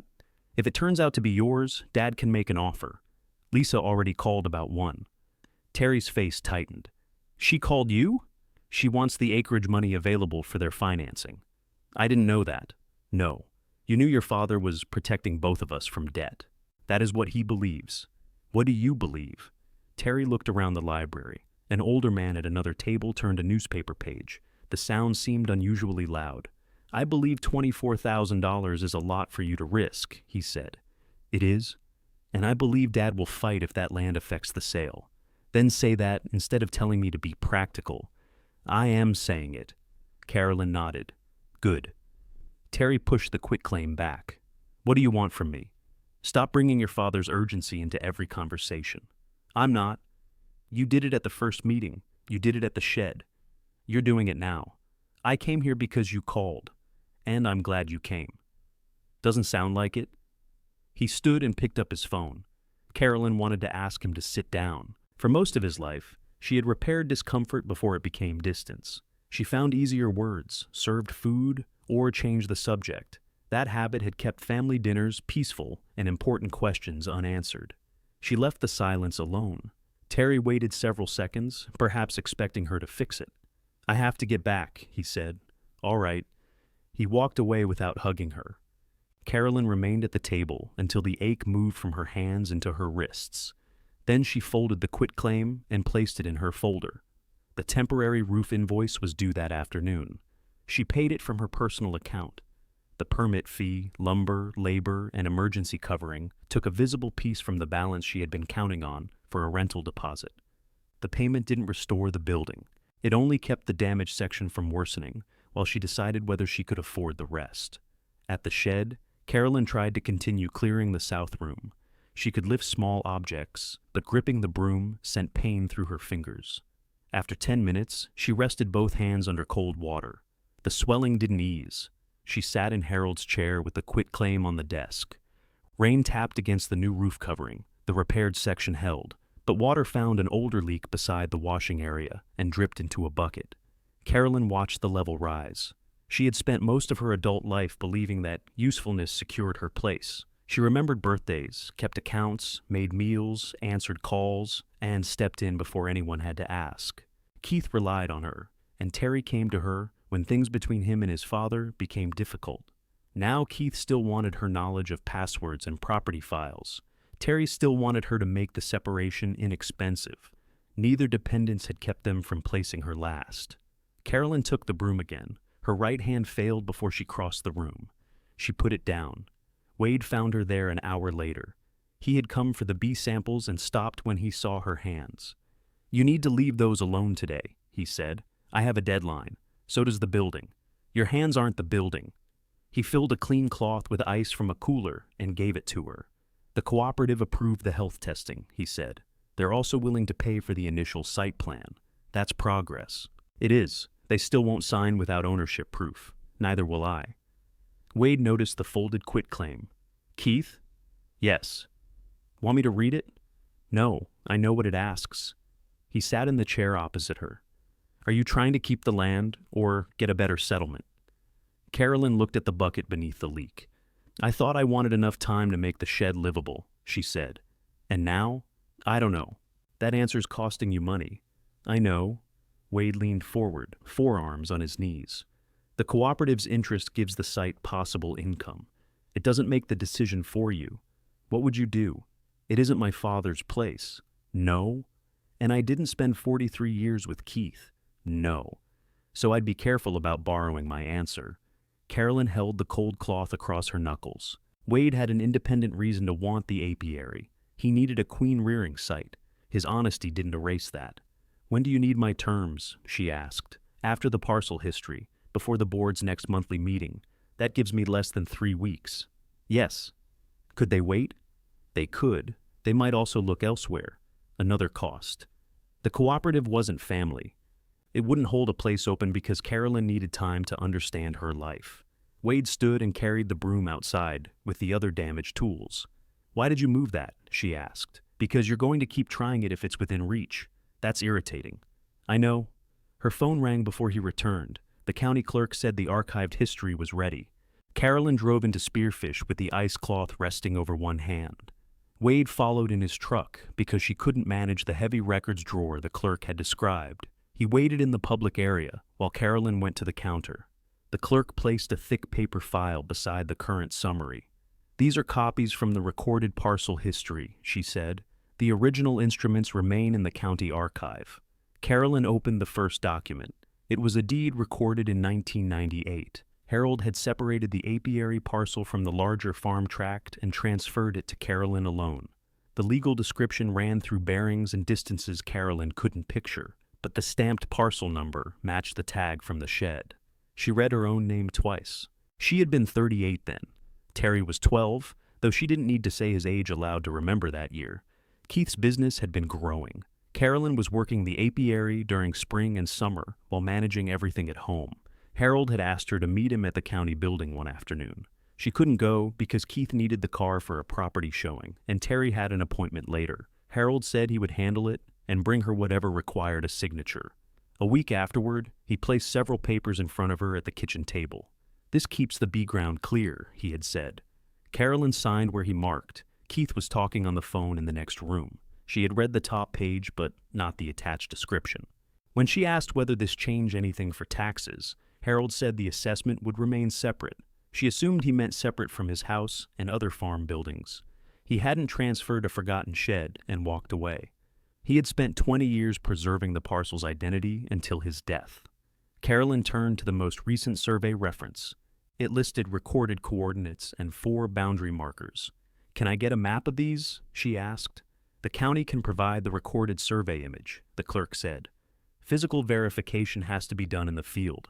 "Who does that?" "A county surveyor can authenticate county coordinates for a permit dispute. Private work is also an option. This is connected to my repair permit. Then submit the verification request with the attached history." Carolyn completed the form. Her fingers hurt too much to hold the pen normally, so she rested it between her index and middle fingers and wrote slowly. At the bottom, she reached the question asking why field verification was required. She wrote, "Ownership and boundary challenged by adjoining landholder." Keith's name didn't need to appear there. The clerk copied the file and returned the certified pages. Carolyn carried them to the public seating area. Wade rose when he saw her face. "What did you find?" She handed him the deed first. He read the date, parcel number, and grantee line. "Harold gave it to you." "Yes." "Did you know?" "I knew he had me sign something. I didn't understand what he protected." Wade read the assessment pages next. He kept checking the markers. Every time something changed nearby. "That sounds like him?" Carolyn looked through the glass doors toward the parking lot. She could almost hear Harold asking whether she kept her own files. She had blamed Keith for controlling information. He had. She had also made it easy by trusting his attention more than her own. "What are you going to do?" Wade asked. The original answer had been simple. "Make the shed safe, find somewhere to sleep, and avoid leaving the marriage with nothing." That was no longer enough. Harold hadn't kept 12 acres separate, so she could trade them back to Keith for a rental deposit. The cooperative didn't need a sentimental ruin. It needed a working site. Carolyn didn't need another temporary room where she waited for other people's decisions. "I'm going to restore the apiary," she said. Wade studied her. "As a lease site, as my property and my work. If the cooperative fits that, we'll write terms. That's a different conversation." "Yes." "You'll still need the boundaries verified." "I filed the request." "And the repair money?" Carolyn looked at her swollen hands. "I'll decide what I can fund and what the cooperative must carry. I'm not paying for every benefit they receive." Wade nodded. "Now we're negotiating." Outside, Carolyn called Terry. He didn't answer. She left no message. Then she called Keith. "The archived record shows a deed to me from 1998, she said when he answered. The parcel was separately assessed after that. Keith said nothing. "I've requested field verification of the survey coordinates," she continued. "That deed doesn't settle the marital value. I didn't say it did. You're still not free to lease land while we're negotiating. I'm not leasing it today. What are you doing? Keeping it?" Keith's breath sounded close to the phone. "We'll discuss that with the rest of the settlement," he said. "Yes, we will." Carolyn ended the call and went back to the shed. She unlocked the south room, removed the quitclaim from the desk, and placed the archive deed copy in the drawer instead. Then she took out Wade's estimate and circled the repairs required for a working apiary and a modest place to live. She divided the estimate into 3 columns. The first covered structural work she would own, including the roof, platform, basic plumbing, and safe electrical service. The second covered changes the cooperative needed for queen rearing. The third covered the south room and its possible use as living space. When Wade arrived the next morning, Carolyn placed the marked pages on the desk. "The cooperative pays for its equipment," she said.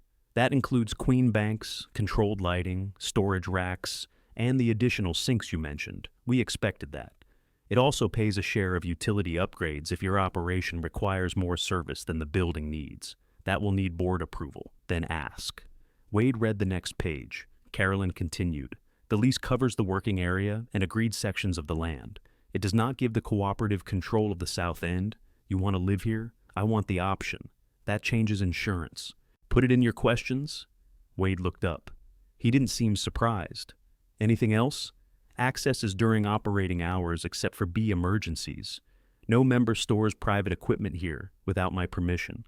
No pesticides come onto the parcel unless I approve them. That last one could be difficult. Then the site isn't suitable. Carolyn, some treatments are standard for purchased queens and crowded yards.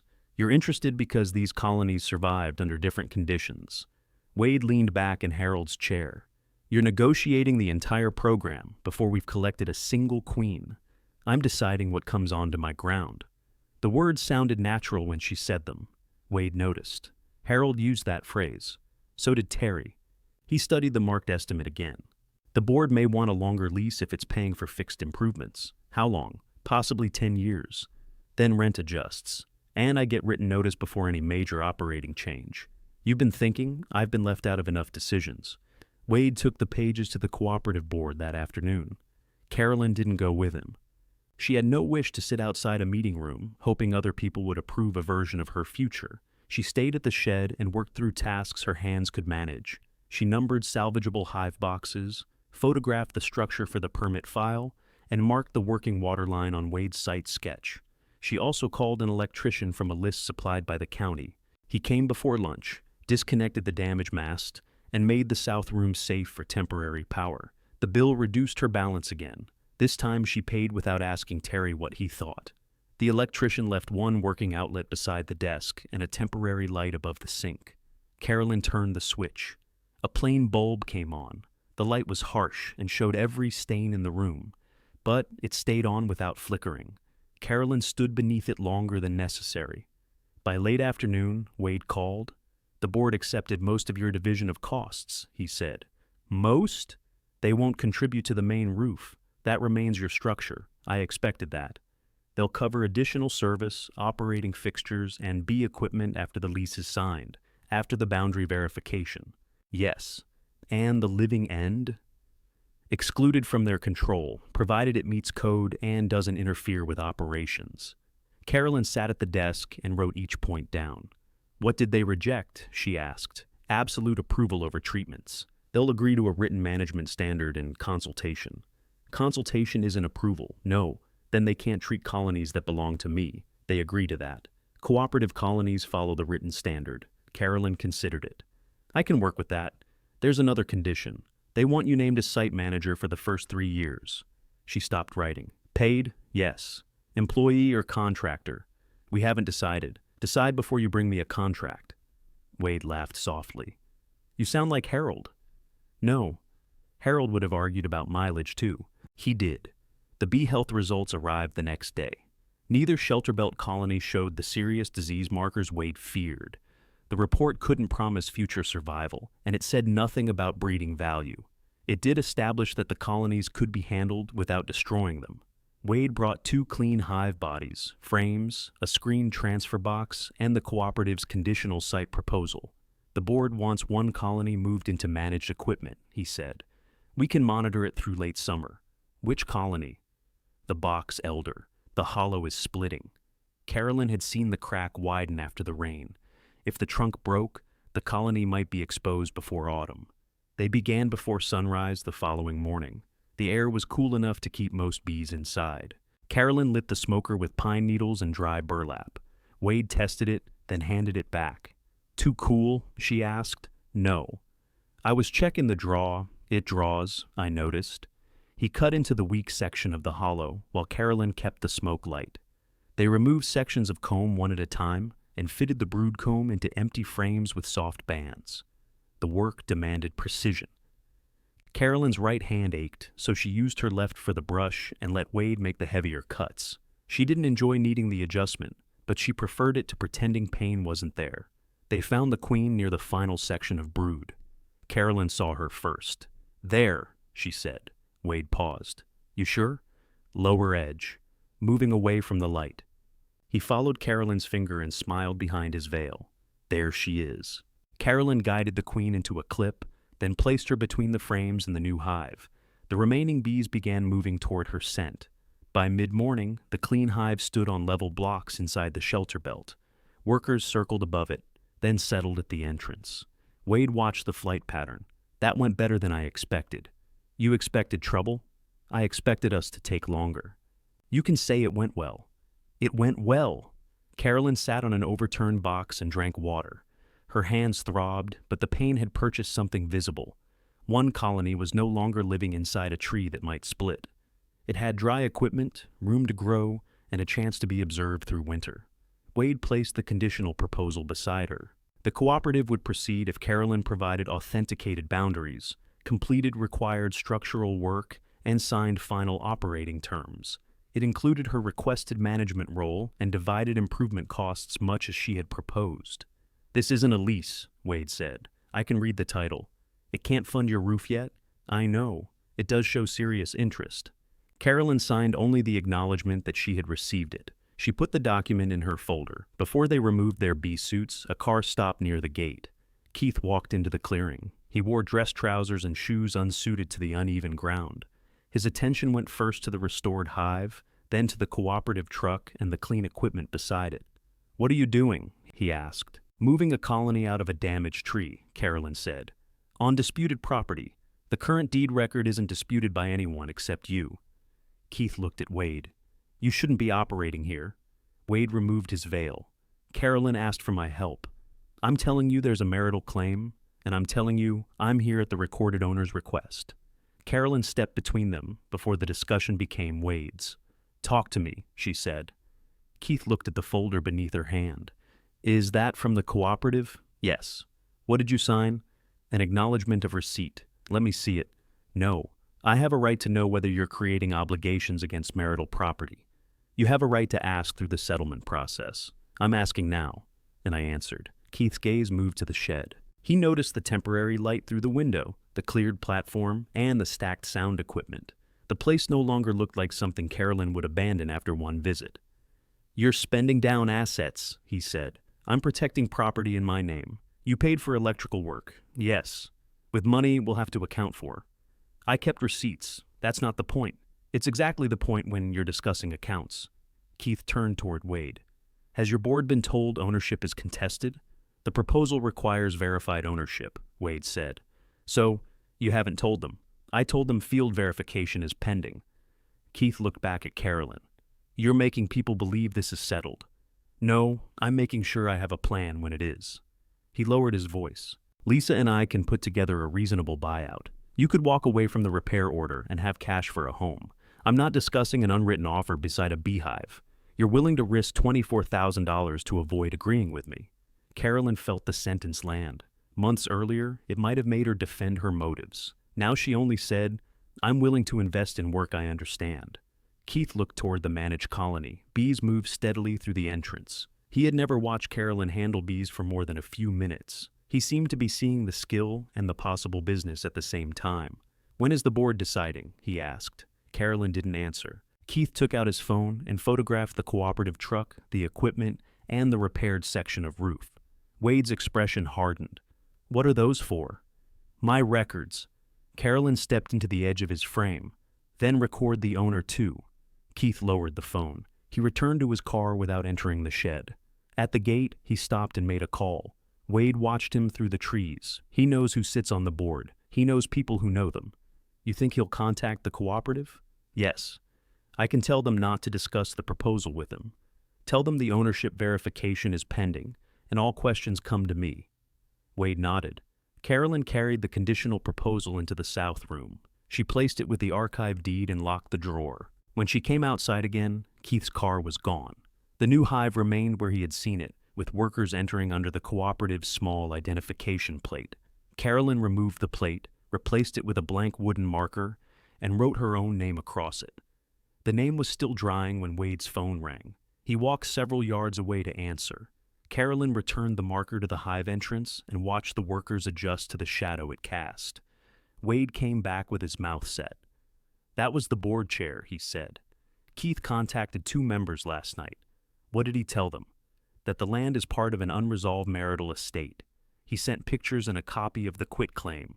The unsigned quitclaim." "Yes. What else?" "He said the cooperative could be drawn into a property dispute if it keeps working here." Carolyn looked toward the shed. He didn't object when the county ordered emergency work. No cooperative lease existed then. One doesn't exist now. That's the board's concern. They think the equipment and labor make it look as if one does. Carolyn touched the clean hive box. "What happens to this colony?" "It can stay. The transfer was part of the health assessment, and moving it back would harm it. And the proposal? Suspended until the field verification is complete." The word suspended made the law sound temporary and orderly. In practice, it meant no cooperative money for the electrical upgrade, fixtures, or operating equipment. It also meant Carolyn couldn't count on rent while planning the repairs. "Are they looking at another site?" she asked. "They'll continue reviewing options." So, yes. Yes. Wade didn't defend the board. He had a duty to its members, and Carolyn knew Keith had aimed directly at it. "Can you keep working here?" she asked. "Not on behalf of the cooperative beyond monitoring that colony. Can I hire you for building work? That depends on the work and my schedule, not on Keith." "No." Carolyn nodded. "Then we separate the jobs. The cooperative waits for proof. I keep repairing my building." Wade watched her. "The reason for the lease was to give you income before you carried all the cost. The reason for the lease was to create a working apiary. Both can be true. They are." He removed the cooperative case from the truck and took out the testing supplies. The health monitoring continued because it had already been authorized. Everything else went back into the vehicle. The clearing looked emptier after he left. Carolyn locked the shed and drove into town for an appointment with the county permit desk. The full repair application had been approved, but the clerk reminded her that the correction period was already running. "You have 32 days remaining," she said. "Does the ownership objection affect the permit?" The recorded owner applied. "Unless the record changes, the permit remains active." "What about the survey request?" "It's been assigned. The surveyor will contact you." Carolyn carried the approved permit to her car. Keith had removed the cooperative's immediate support, but he hadn't removed the deadline. She now had permission to spend money and no assurance that the business would arrive afterward. A new email appeared on her phone. Keith had written, "Lisa and I have discussed a possible resolution. We can offer you cash in exchange for a quit claim and withdrawal of any lease proposal. This avoids repair costs and lets everyone move forward." The offer was less than the repair estimate. Carolyn read the number again. It would cover a rental deposit, moving expenses, and several months of living carefully. It would not buy a home in Spearfish. Keith was asking her to trade recorded land for enough money to make her disappearance convenient. She didn't answer. When she returned to the house, Terry was waiting beside the garage. "Dad sent you an offer," he said. "That was fast. He asked me to talk to you." "Of course he did." Terry followed her inside. The dining table had become a sorting surface. Carolyn's clothing and personal papers were packed into labeled boxes. Keith's things remained in the bedroom and garage. Terry noticed the boxes. "Are you moving out, eventually?" "Where?" "The south end of the shed can be made livable." He stared at her. "You're serious?" "Yes." "Mom, it doesn't even have a bathroom. It has plumbing." "That's not a bathroom. I understand the difference." Terry pulled out a chair. The cooperative backed off, suspended its proposal. "Dad says they may never come back. Your father doesn't speak for their board. He got them to stop. For now." Terry sat down and pressed both palms against the table. "This is what I was afraid of. Every step creates another expense. Then your fear was accurate. That doesn't mean you have to keep going." Carolyn took Keith's offer from the printer and placed it in front of him. Would you sell 12 acres for that amount? She asked. It isn't just about acreage, it's the condition, the access, the building. Would you? If I needed a place to live? Maybe. You have a place to live. So do you right now. No, I have access to the house your father expects to keep. Terry looked toward the hallway. You could stay with me until this is settled. You have never invited me to stay with you. I'm inviting you now, because you want me to sign, because you're my mother. The words hurt because they were partly true. Terry didn't want Carolyn without shelter. He also wanted his parents' conflict to stop before it reached into his own home, time, and money. How long would I stay, she asked. As long as you need. And when your father comes for dinner, he'll behave. And Lisa? Terry rubbed his forehead. We'd work it out. Carolyn heard the arrangement clearly. She would take a guest room and become the problem Terry managed between visits. She would keep her documents in boxes and wait for permission to feel comfortable. No, she said. You didn't even think about it. I did. Faster than you wanted. Terry stood. Then what do you want me to do? Nothing today. That's not fair either. I'm not asking you to choose. You are. Every time you tell me something Dad did, you're asking. Carolyn looked at him. Your father used you to deliver his offer. I came because I'm worried. Both can be true. Terry's eyes moved to her swollen hands. You can't even do the repairs yourself. No. So you'll spend the money you need to live. Yes. And if the cooperative chooses somewhere else, I'll still own a safe building on 12 acres. If the survey agrees, the recorded deed does. He turned away, then faced her again. What if Dad fights the value in the settlement? What if this takes months? What if you spend everything and still have to divide it? Carolyn didn't have an answer that removed the risk. I'll deal with what the record proves, she said. Terry picked up his keys. I can't help you pour money into that place. I didn't ask you to. You were going to. No, I was hoping you might. The distinction stopped him for a moment. Carolyn continued. You're allowed to say no, but then it has to be your no, not your father's warning coming through you. Terry's face closed. I need some space from both of you, he said. Carolyn wanted to reach for him. Instead, she nodded. He left without taking Keith's offer from the table. The next morning, Wade brought the final repair schedule. He had arranged the work in stages so the roof and exterior could be completed before interior improvements began. The structural portion has to happen now, he said. The platform and south room can follow. The county deadline. We meet it if the weather holds. How much is due to start? Wade showed her the deposit and material payment. The remainder would come due as each stage passed inspection. Carolyn had enough under her control to cover the full $24,000. Doing so would leave little room for rent, unexpected medical costs, or a prolonged settlement. She would be choosing the property before its market value was known and before the cooperative returned. She took the schedule into the south room and closed the door. The plain bulb shone above the desk. A bucket still stood beneath the smaller leak. Outside, the relocated colony moved steadily through its entrance. Carolyn opened Keith's offer and placed it beside the repair contract. His paper gave her cash in exchange for ending the question. Wade's paper gave her bills, work, and no guarantee beyond a sound structure. She thought about the home she had maintained for 43 years. When the water heater failed, she found the warranty. When hail damaged the roof, she met the adjuster. When Keith's mother needed rides, Carolyn arranged them. She had never demanded certainty before doing necessary work. She had only demanded it now because the work was for herself. Her phone rang. A man introduced himself as Wayne Welch, the county surveyor assigned to the verification. He could meet at the property the following Tuesday. Does that stop the survey? No, it means I'll authenticate the recorded coordinates with both parties there. What if the markers are gone? Then the coordinates still control, but locating the boundary may require additional field work. What do you need from me? Access to the full site and the archived survey references. I have them. After the call, Carolyn signed the first stage of the repair contract. Wade read her signature, then looked at her. You understand the cooperative may choose another site? Yes.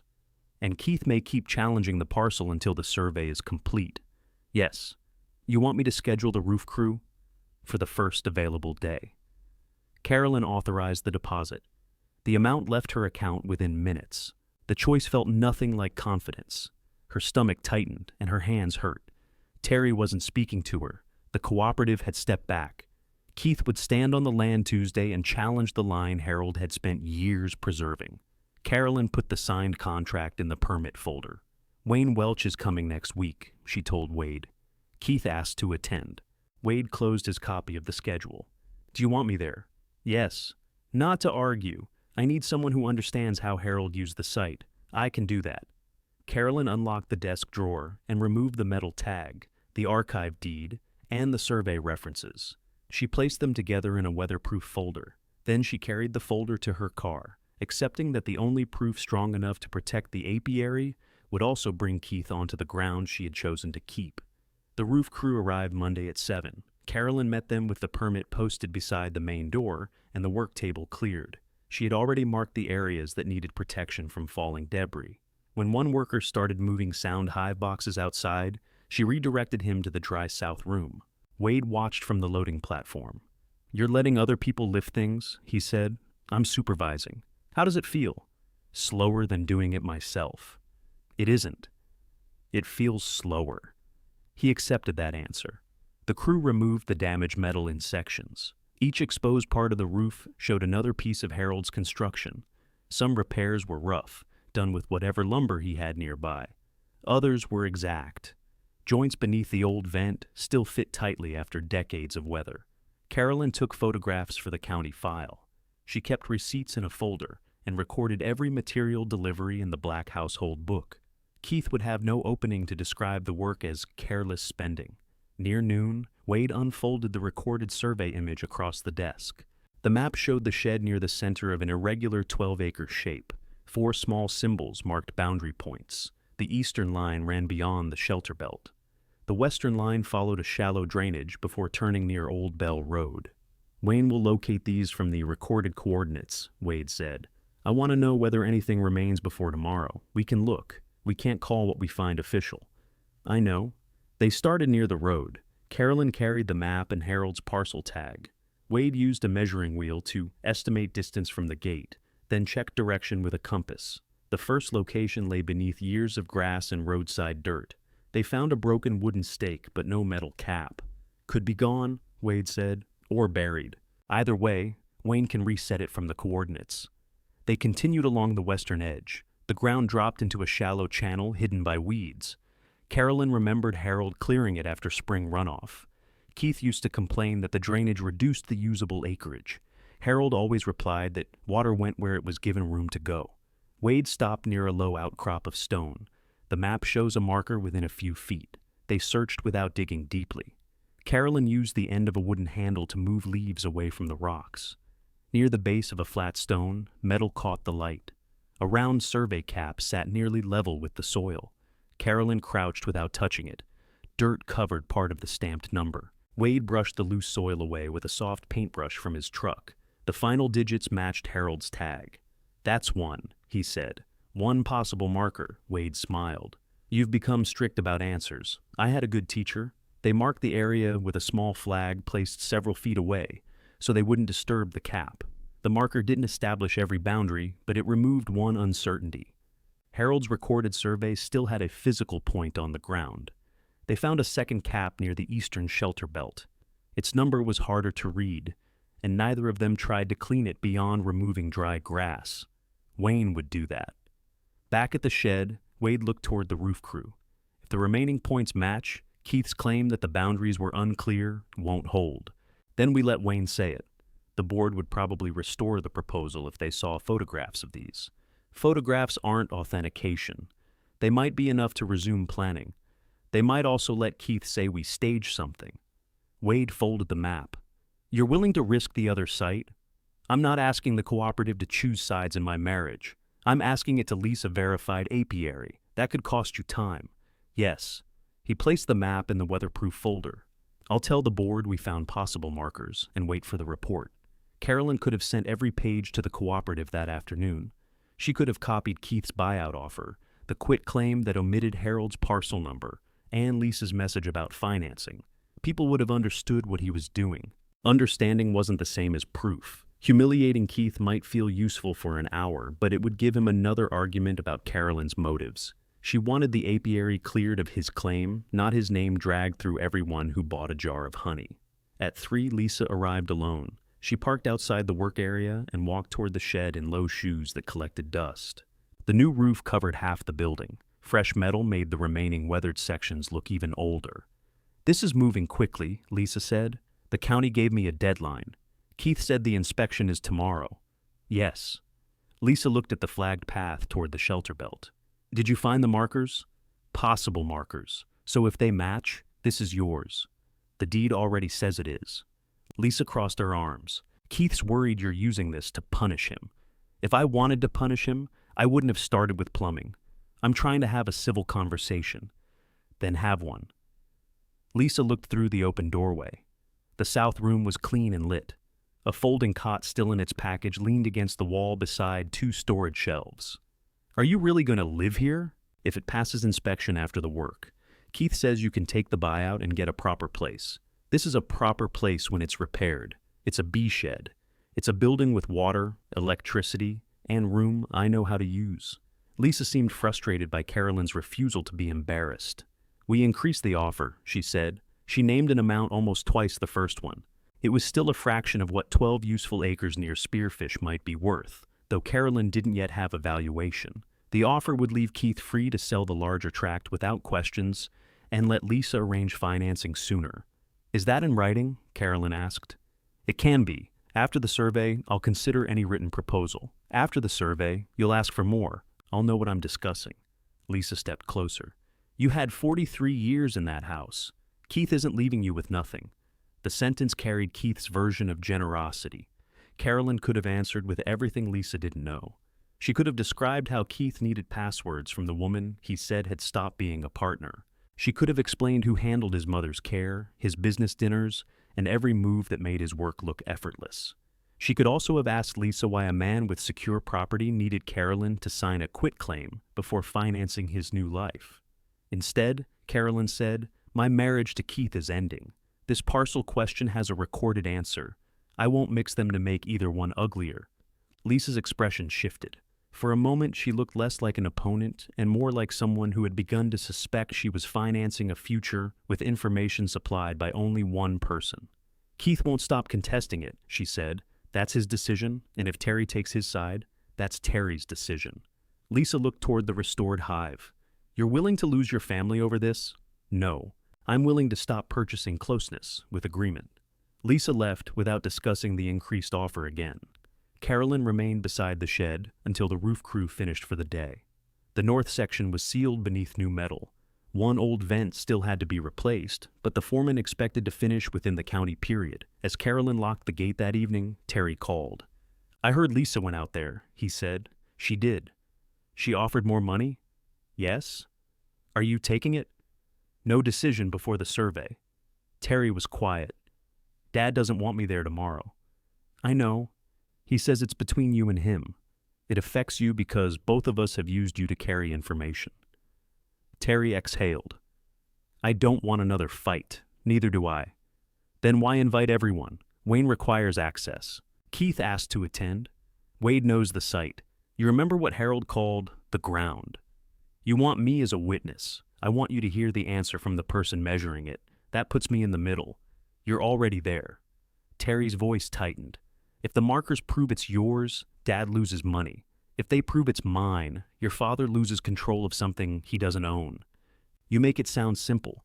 The relationship isn't simple. The boundary might be." Terry said he needed time to think. Carolyn didn't ask him to choose her. The survey starts at 9. He ended the call without saying whether he would come. That night, Carolyn slept poorly in the Spearfish house. Keith's side of the bed had remained untouched since he left. She no longer mistook the empty space for a temporary absence. At 6 the next morning, she packed the survey folder, bottled water, a first aid kit, and a clean shirt. Her hands were less swollen after a day of lighter work. She buttoned the cuffs slowly. Before leaving, she placed Keith's latest unsigned offer on the dining table. If the boundary failed, the offer might disappear. If it held, accepting it would mean giving up a working future she had already begun to build. At Old Bell Road, Wade was checking the temporary flags when she arrived. The roof crew had left the new metal clean and bright. The managed colony was active in the early sun. Wayne's county vehicle was due at 9. Keith arrived at 8:45. Lisa wasn't with him. He parked beside the gate and stayed in his car. 5 minutes later, Terry's truck appeared on the road. He pulled in behind Carolyn and got out without looking toward his father. "You came," Carolyn said. "I'm here to listen." "That's all I asked." Keith left his car when he saw Terry standing beside her. "You didn't need to involve him," he said. "He decided to come," Carolyn replied. A white county truck turned from Old Bell Road and slowed at the open gate. Carolyn took the weatherproof folder from her car. She handed no papers to Keith and offered no final argument. Then she opened the gate wide enough for Wayne Welch to drive onto the parcel Harold had marked for her. Wayne parked beside the shed and removed a tripod, a survey instrument, and a long case from the truck. He was 58, with a sun-darkened face and the patient manner of someone used to people arguing over lines they couldn't see. He asked each person to state why they were present. Carolyn said, "I'm the recorded owner and permit applicant." Keith said, "I own the adjoining tract. The county index incorrectly separated an old farm building from my land." Terry identified himself as their son and said he was observing. Wade said he was familiar with the historic apiary operation and had been hired for repair work. Wayne wrote each answer without reacting. "My job is limited," he said. "I'll compare the recorded survey coordinates with physical evidence on the ground. I'll confirm where the county parcel lies. I will not divide marital property or decide a financial settlement." Keith stepped forward. "That's the problem. The parcel itself was never separate on the ground." Wayne looked at him. "You're saying the recorded survey was never established?" "I'm saying Harold used the whole area as one farm. He put the shed there, then some old paperwork attached Carolyn's name to it. The boundaries were never treated as real." Carolyn felt Terry turn toward his father. Keith continued, "The current index is carrying forward a clerical error. Once you compare it with the larger tract, you'll see the apiary sits inside mine." He had said it completely now. There was no uncertainty left in his version. Harold's deed was an error. The survey was only paper. The ground belonged inside Keith's tract. Wayne held out his hand for the archived file. Carolyn gave it to him. He checked the recorded deed number, the survey references, and the parcel tag. Then he compared them with information on a county tablet. "This tag is not the legal record," he said. Keith gave Carolyn a quick look. Wayne continued, "It does match the parcel identifier used when this survey was recorded. The coordinates and deed chain are the controlling information." He set up the tripod near the road. Carolyn, Wade, Keith, and Terry remained several yards back while he calibrated the instrument. Keith moved beside Terry. "You understand this doesn't settle the divorce," he said quietly. Terry looked straight ahead. "Wayne already said that. I don't want your mother turning a field check into something it isn't." Carolyn heard him, but didn't answer. For years, Keith had gained ground whenever she stopped the immediate task to defend herself. She kept her attention on Wayne. The first recorded point lay near the road. Wayne measured from a county reference and walked toward the place where Carolyn and Wade had found the broken stake. He cleared loose dirt with a narrow hand tool. Beneath it was a metal rod driven below the surface. Keith shook his head. That could belong to the larger tract. Wayne cleaned the cap and read the stamp. "It matches the apiary survey. One point doesn't make a parcel." "No," Wayne said. "It doesn't." He recorded the location and moved west toward the drainage. The group followed in single file. Dry grass caught at Keith's trousers. Terry stayed near Carolyn, but didn't speak. At the flat stone, Wayne found the cap Carolyn and Wade had left undisturbed. He placed the survey instrument above it and took several readings. Wade watched the screen from a respectful distance. "Does it match?" Carolyn asked. Wayne checked once more. "Within the recorded tolerance." Keith folded his arms. Harold could have marked a working area without changing the ownership. Wayne didn't look up. The ownership changed through the recorded deed. "I'm checking whether the surveyed land can be located."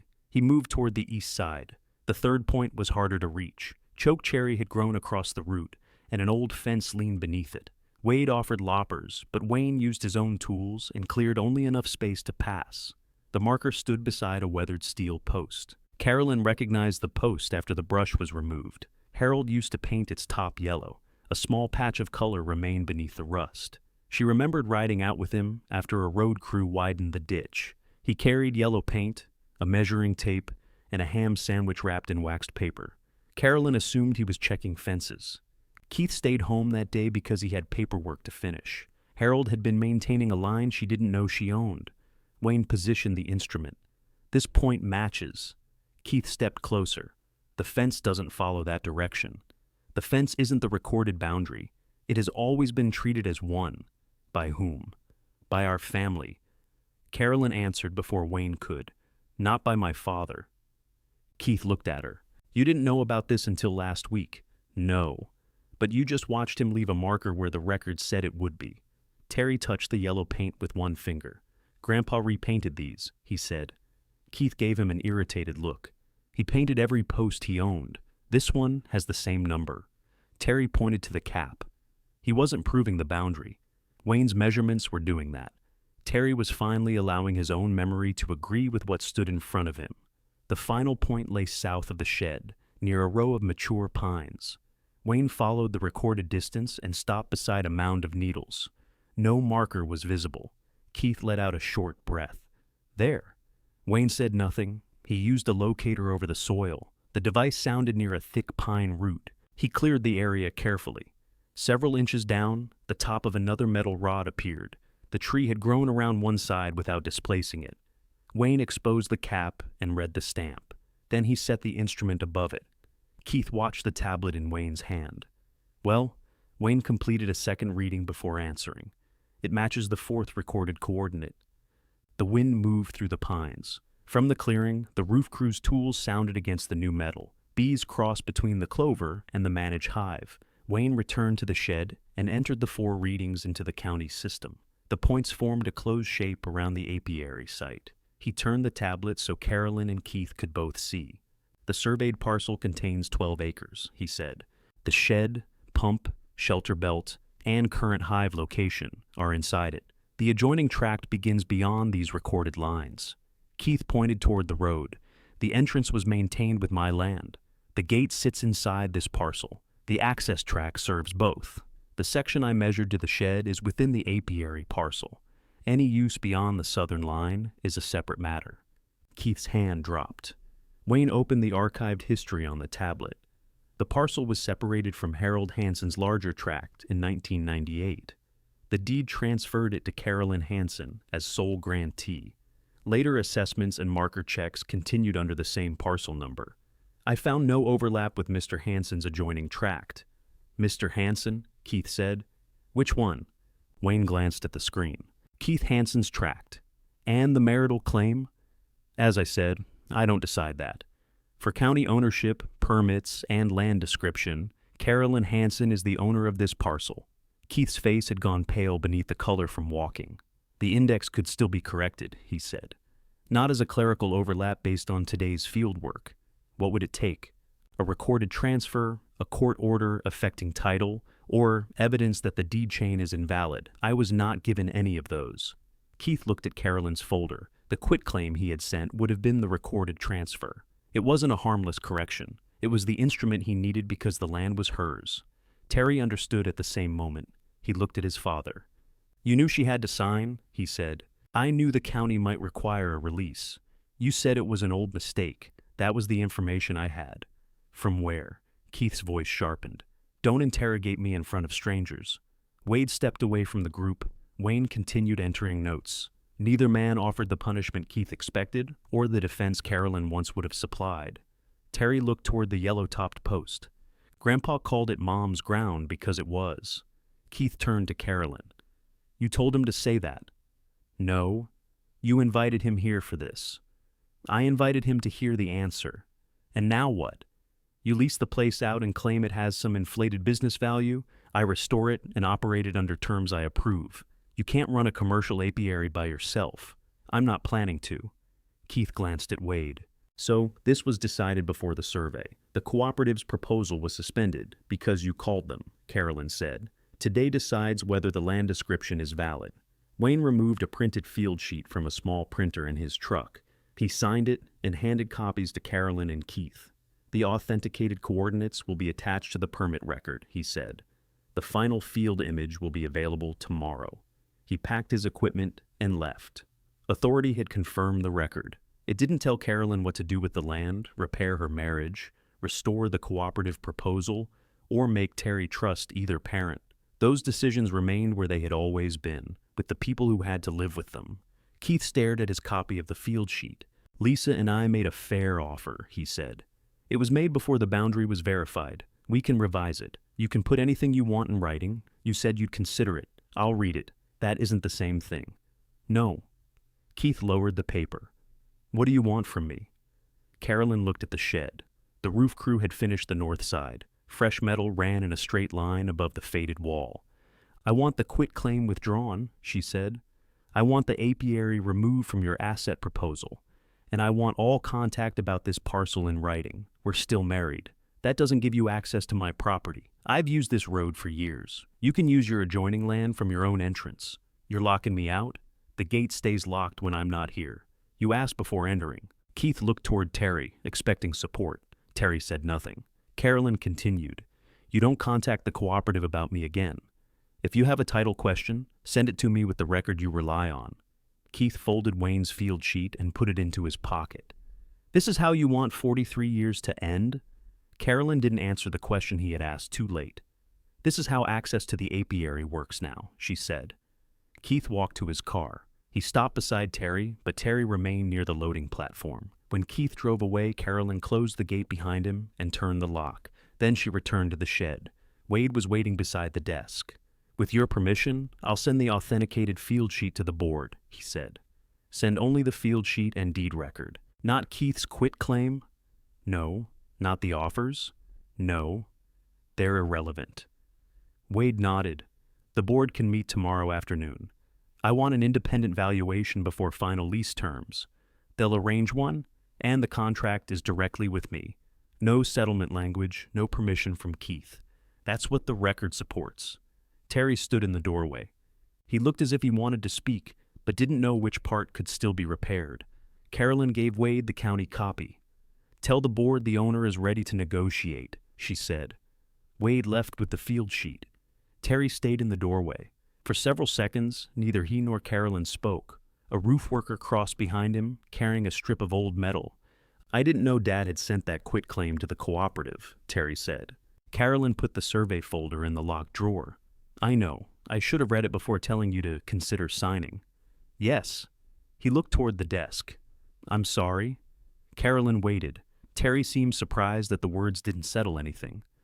What can I do? He asked. Today? Yes. The roof crew needs the old metal moved to the collection area. Ask them where they want it. He nodded and went outside. He didn't announce that he was helping his mother. He put on gloves, spoke to the workers, and carried each sharp sheet with another person. When the pile was finished, he swept loose screws from the ground around the hive. Carolyn watched without thanking him too quickly. The cooperative board restored its conditional proposal the next afternoon. It also commissioned an independent valuation of the land as a commercial apiary site. The inspection took most of a day. The evaluator considered access, forage, wind protection, water, acreage, proximity to cooperative members, and the building after repair. He didn't place sentimental value on Harold's work or assume the surviving colonies would produce exceptional queens. He valued the site as useful land with an established agricultural function. The written figure was $380,000. Carolyn read it in the south room with Wade across from her. That isn't a sale offer, he said. I know. And the value depends partly on continued apiary use. I know that too. You don't look pleased. I'm trying to understand how something called worthless 2 weeks ago became this. It didn't become anything. People started looking properly. Carolyn closed the report. The number gave her independence, but not cash in hand.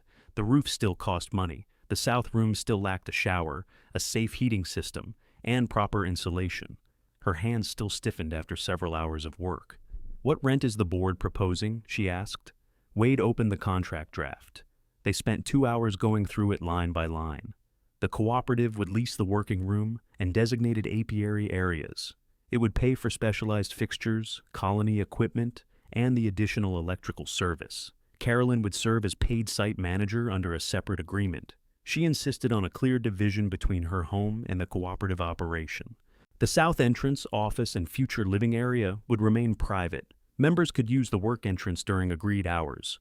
Emergency access required a call unless fire or immediate animal danger made that impossible. Wade wrote each change in the margin. No master key? He asked. One emergency key in a sealed box. The board may object, they can object. They'll accept it. Then why ask? To see if you would. Carolyn looked at him. Wade smiled. Harold used to do the same thing. I'm not Harold. No. He would have hidden the key and forgotten to tell us. They signed the final lease 3 days later after the board accepted Carolyn's terms. The cooperative contracted directly with her. Keith's name appeared nowhere. The first rent payment covered the next stage of repairs, but didn't replace the savings Carolyn had already spent. She kept a portion untouched for living expenses and paid the plumbing contractor only after he completed the new lines. Keith sent a revised settlement proposal that evening. The apiary parcel had been removed from his asset list and placed under Carolyn's name at the independent valuation. He still argued that its value should be considered in the larger marital division. In exchange for Carolyn keeping it without further claim from him, he wanted the Spearfish house, the remaining investment account, and the adjoining land. Carolyn read the proposal with someone qualified to review the settlement terms. The consultation didn't rescue her or change the county record. It helped her understand that a sole name on a deed and a divorce settlement were related questions, but not identical ones. She made a counterproposal based on verified values and the debts Keith had agreed to assume. She didn't ask for the Spearfish house. By then, she no longer wanted a place where Lisa had searched her desk, while Keith asked Carolyn for the password. Keith called instead of answering in writing. You're getting an income-producing property, he said. I'm also paying to restore it. That was your choice. Yes. And you expect me to carry the land loan. It's attached to land you're keeping. You know the investment account was meant for retirement. So is the work I'm building.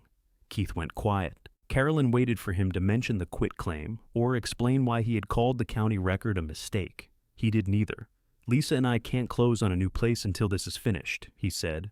That isn't a settlement term. You're making this harder than it needs to be. No, I'm reading it before I sign. He ended the call without agreeing. 2 days later, he accepted the revised division through the formal settlement process. He kept the house, the adjoining acreage, the larger debts, and the agreed financial accounts. Carolyn kept the apiary parcel, her car, her personal funds, and the cooperative contract. Keith withdrew the quitclaim request in writing. He didn't apologize. He described the result as a compromise he had made to avoid delay. Carolyn let the sentence remain on the page. She no longer needed him to name his conduct correctly before she could act on it. Lisa came to the Spearfish house while Carolyn was packing the kitchen. She stood near the doorway and looked at the labeled boxes. Keith said the settlement is done, she said. The terms are agreed.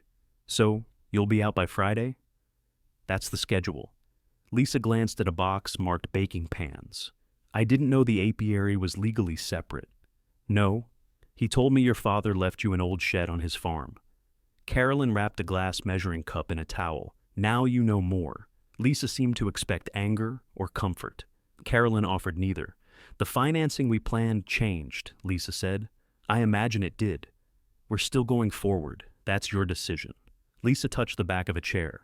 I'm not asking you to approve. Good. The conversation ended there. Lisa carried no box and offered no apology. She had wanted a clean transfer into her new household. Instead, she received a future with Keith that began under revised finances, and a fact he hadn't told her accurately. Terry arrived Friday morning with his truck. Carolyn had hired movers for the furniture she wanted, but Terry came before them. He wore work clothes and brought a toolbox. What needs to go first? He asked. My personal boxes. The furniture goes when the south room is finished. Where are you sleeping? A short-term rental for another week. You could still stay with me. I know. He accepted her answer. They loaded clothing, kitchen items, the wedding photograph, and the box containing Harold's reading glasses. Terry didn't ask why she was keeping the photograph. Carolyn didn't explain. 43 years had happened, even if the marriage ended badly. At the apiary, Terry carried boxes into the south room. He stopped beside the new interior wall that separated the private end from the cooperative workspace. Where do you want shelves? He asked. Along that wall, but nothing gets attached until the electrician finishes. I can mark the studs. Ask me before drilling. I will. The words were ordinary. That was why they mattered. Later, while Carolyn checked the delivery, Terry found the wooden marker at the managed hive. Her name had faded slightly after rain. I can seal this, he said. Not today. The bees are active. I'll come early tomorrow. Carolyn looked at him. You don't have to prove everything in one weekend. I know. Do you? He set the marker down. I'm trying. That's different. He nodded. Wade arrived with the cooperative's first load of clean equipment. Terry helped him unload only after asking Carolyn where each item belonged. The queen-rearing frames went into the working room. Carolyn's household boxes remained behind the private wall. By late afternoon, the building held two kinds of order. One belonged to the cooperative and its members. The other belonged only to Carolyn. Her hands were too sore to unpack. She sat on the loading platform while Terry carried the final box inside. Keith's car slowed on Old Bell Road. He looked through the open gate but didn't turn in. The locked access rule had held. He continued toward his own property. Terry watched the car disappear. He's angry with me, he said. For coming here? For not backing him at the survey. Carolyn rested her hands in her lap. You'll have to work that out with him. I thought you might tell him I wasn't choosing sides. I won't explain your choices for you. Terry absorbed that. Then he picked up the broom and swept the private room without being asked. Carolyn let him finish. When he reached for a drill to mount the first shelf, he stopped and looked toward her. Here? He asked. She stood, walked inside, and checked the height herself. She pointed to a line just below her shoulder. There. Terry marked the first stud and held the shelf in place while Carolyn checked it with a level. He waited before setting the first screw. Go ahead, she said. They installed 3 shelves. Terry suggested a 4th above the desk. Carolyn said it would make the room feel crowded. He looked at the open wall, then put the drill away. The next week tested whether he had heard more than her answer about a shelf. He arrived early one morning and found the gate locked. His truck could have crossed the grass beside it, but he stayed on the road and called. I brought the sealed marker, he said. Carolyn looked through the shed window and saw him waiting. I'll open the gate. I can leave it in the mailbox if you're busy. No, come in. He drove through after she unlocked the chain. He stopped beside the managed hive, waited until the flight path cleared, and sealed the wooden marker without disturbing the bees. When he finished, he handed the gate key back to Carolyn. You should keep it, she said. He looked surprised. Only for scheduled work and emergencies, she continued. You call before coming. I will. If you lend it to your father, I change the lock. I understand. Carolyn placed the key in his hand. Trust returned in pieces small enough to count. The county inspector came on the 42nd day. The roof had been completed, the wiring mast was secure, the platform boards were sound, and the damaged north section had new supports. He checked each item against the correction notice. The structural order is satisfied, he said. What remains? Normal inspections for the living conversion and commercial work area. The unsafe building issue is closed. He signed the permit card and left. Carolyn pinned her copy above the desk. The yellow correction notice went into the black household book with the receipts. She had spent the full $24,000, though the cooperative's share of specialized improvements kept the total from growing further. The expense still showed in her bank balance. For several months, she bought little beyond food, fuel, and what the building required. She used the folding cot until the private room passed its final inspection. She washed dishes in the work sink and took showers at her short-term rental until the new bathroom was ready. Nothing about the restoration arrived all at once. The shower worked before the kitchen cabinets were installed. The heater came before the interior paint. Her bed arrived on a windy Tuesday and had to remain wrapped in plastic while Terry and Wade carried drywall through the private entrance. Carolyn chose plain white walls, durable flooring, and a narrow kitchen counter beneath the south window. She kept Harold's desk in the office and placed his reading glasses in the top drawer. The wedding photograph went into a wooden box on the highest shelf. She didn't display it, but she didn't destroy it either. Keith came to the gate once during the conversion. He called from his car. I found 2 boxes of your things in the garage, he said. Leave them with Terry. I'm already here. Carolyn walked to the gate but didn't open it immediately. The boxes sat in his back seat. One held winter clothes. The other contained recipe books, old tax files, and the chipped mug Terry had made for her as an adult at a pottery workshop. I can carry them in, Keith said. I'll get a cart. He looked beyond her at the finished roof and the new private entrance.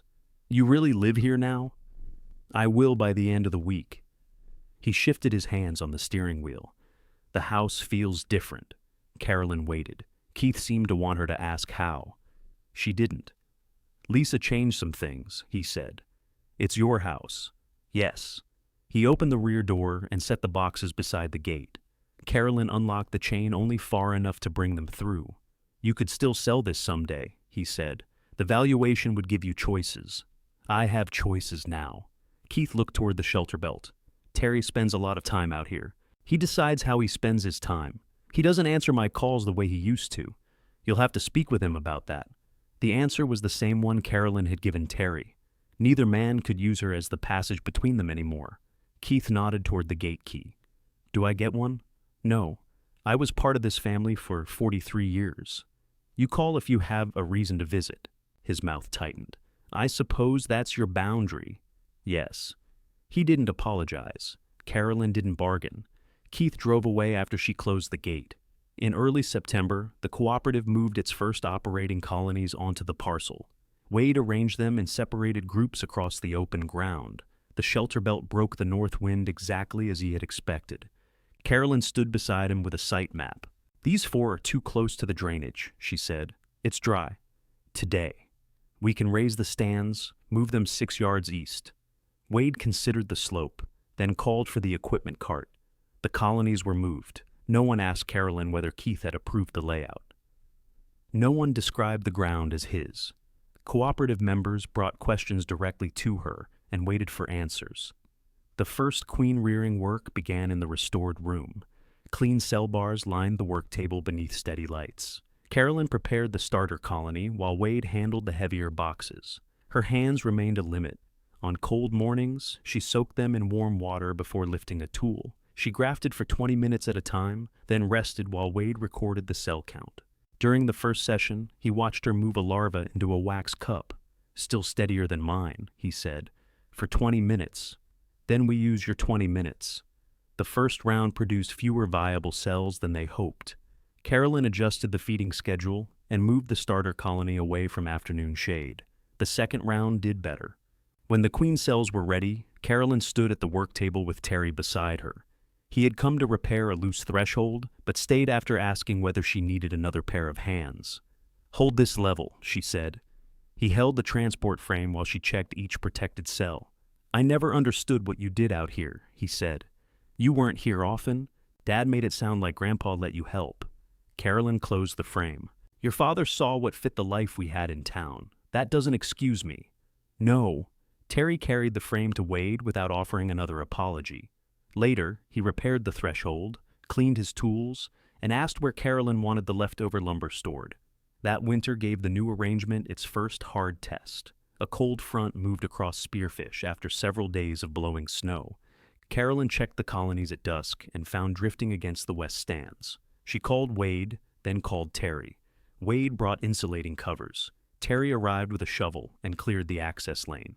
Neither man took over. Carolyn decided which entrances needed opening and which colonies could be left undisturbed. She worked until her hands lost feeling, then went inside to warm them, while Wade continued from her list. The shelter belt colonies survived. So did most of the cooperative stock. In spring, the board renewed Carolyn's management agreement without changing her access terms. The rent arrived on schedule. She used part of it to replace the last damaged window and saved the rest. Terry came most Saturdays. Sometimes Carolyn had work for him. Sometimes she told him she had plans of her own. On those days, he left without acting injured. One Sunday, he brought lunch and asked whether Keith could come the following weekend. Why? Carolyn asked. He wants to see the apiary operating. Did he ask you to arrange it? Yes. Then tell him to call me. Terry nodded. I will. Keith called that evening. His request was awkward and brief. Carolyn allowed him to visit during operating hours. He arrived alone and waited at the gate until she opened it. He followed the marked path, kept away from the private door, and listened while Carolyn explained the queen yard. At the end, he said, Your father knew what this could be. He knew what I could do here. Keith looked down. I didn't. Carolyn didn't correct him by saying he had chosen not to know. The difference mattered, but she didn't need to argue it beside the hives. When he left, he returned the visitor veil to its hook and waited for Carolyn to lock the gate behind him. That was all the access he received. By midsummer, the restored shed had become both work and home. The cooperative used the north room. Carolyn's kitchen light shone from the south window before dawn. Members drank coffee at the outdoor table, then carried equipment to the yards under her direction. Terry built a narrow bench beside the private entrance. He asked before fastening it to the wall. Wade brought a jar from the first apiary honey lot and placed it on Carolyn's kitchen counter. Harold would have kept the first jar, he said. He would have pretended he was saving it for testing. He did that every year. Carolyn opened the jar and served the honey with warm bread. Wade sat across from her. Terry took the chair near the window. The shed no longer held one family's unfinished argument. It held work, food, and people who entered by permission. If stories about reclaiming dignity after family abandonment matter to you, subscribe and return for the next inheritance story. After they left, Carolyn washed 3 plates and set them in the rack. She turned off the workroom lights, checked the emergency key box, and wrote the next morning's colony tasks in the black household book. Her suitcase still stood beneath the bedroom window. She had used it for months as a place to store clothes she didn't wear often. Carolyn lifted it onto the bed and opened it. She put the last sweaters in the narrow dresser. The canvas work bag went on its hook near the private entrance. Harold's parcel tag remained locked with the deed and authenticated survey. No longer a mystery, just part of the record. Outside, evening settled across the shelter belt. Bees returned in loose lines above the clover. Carolyn checked the managed hive, filled the water pan, and walked back toward the light in her kitchen window. At dusk, Carolyn closed the restored shed door while her hives settled beside her home.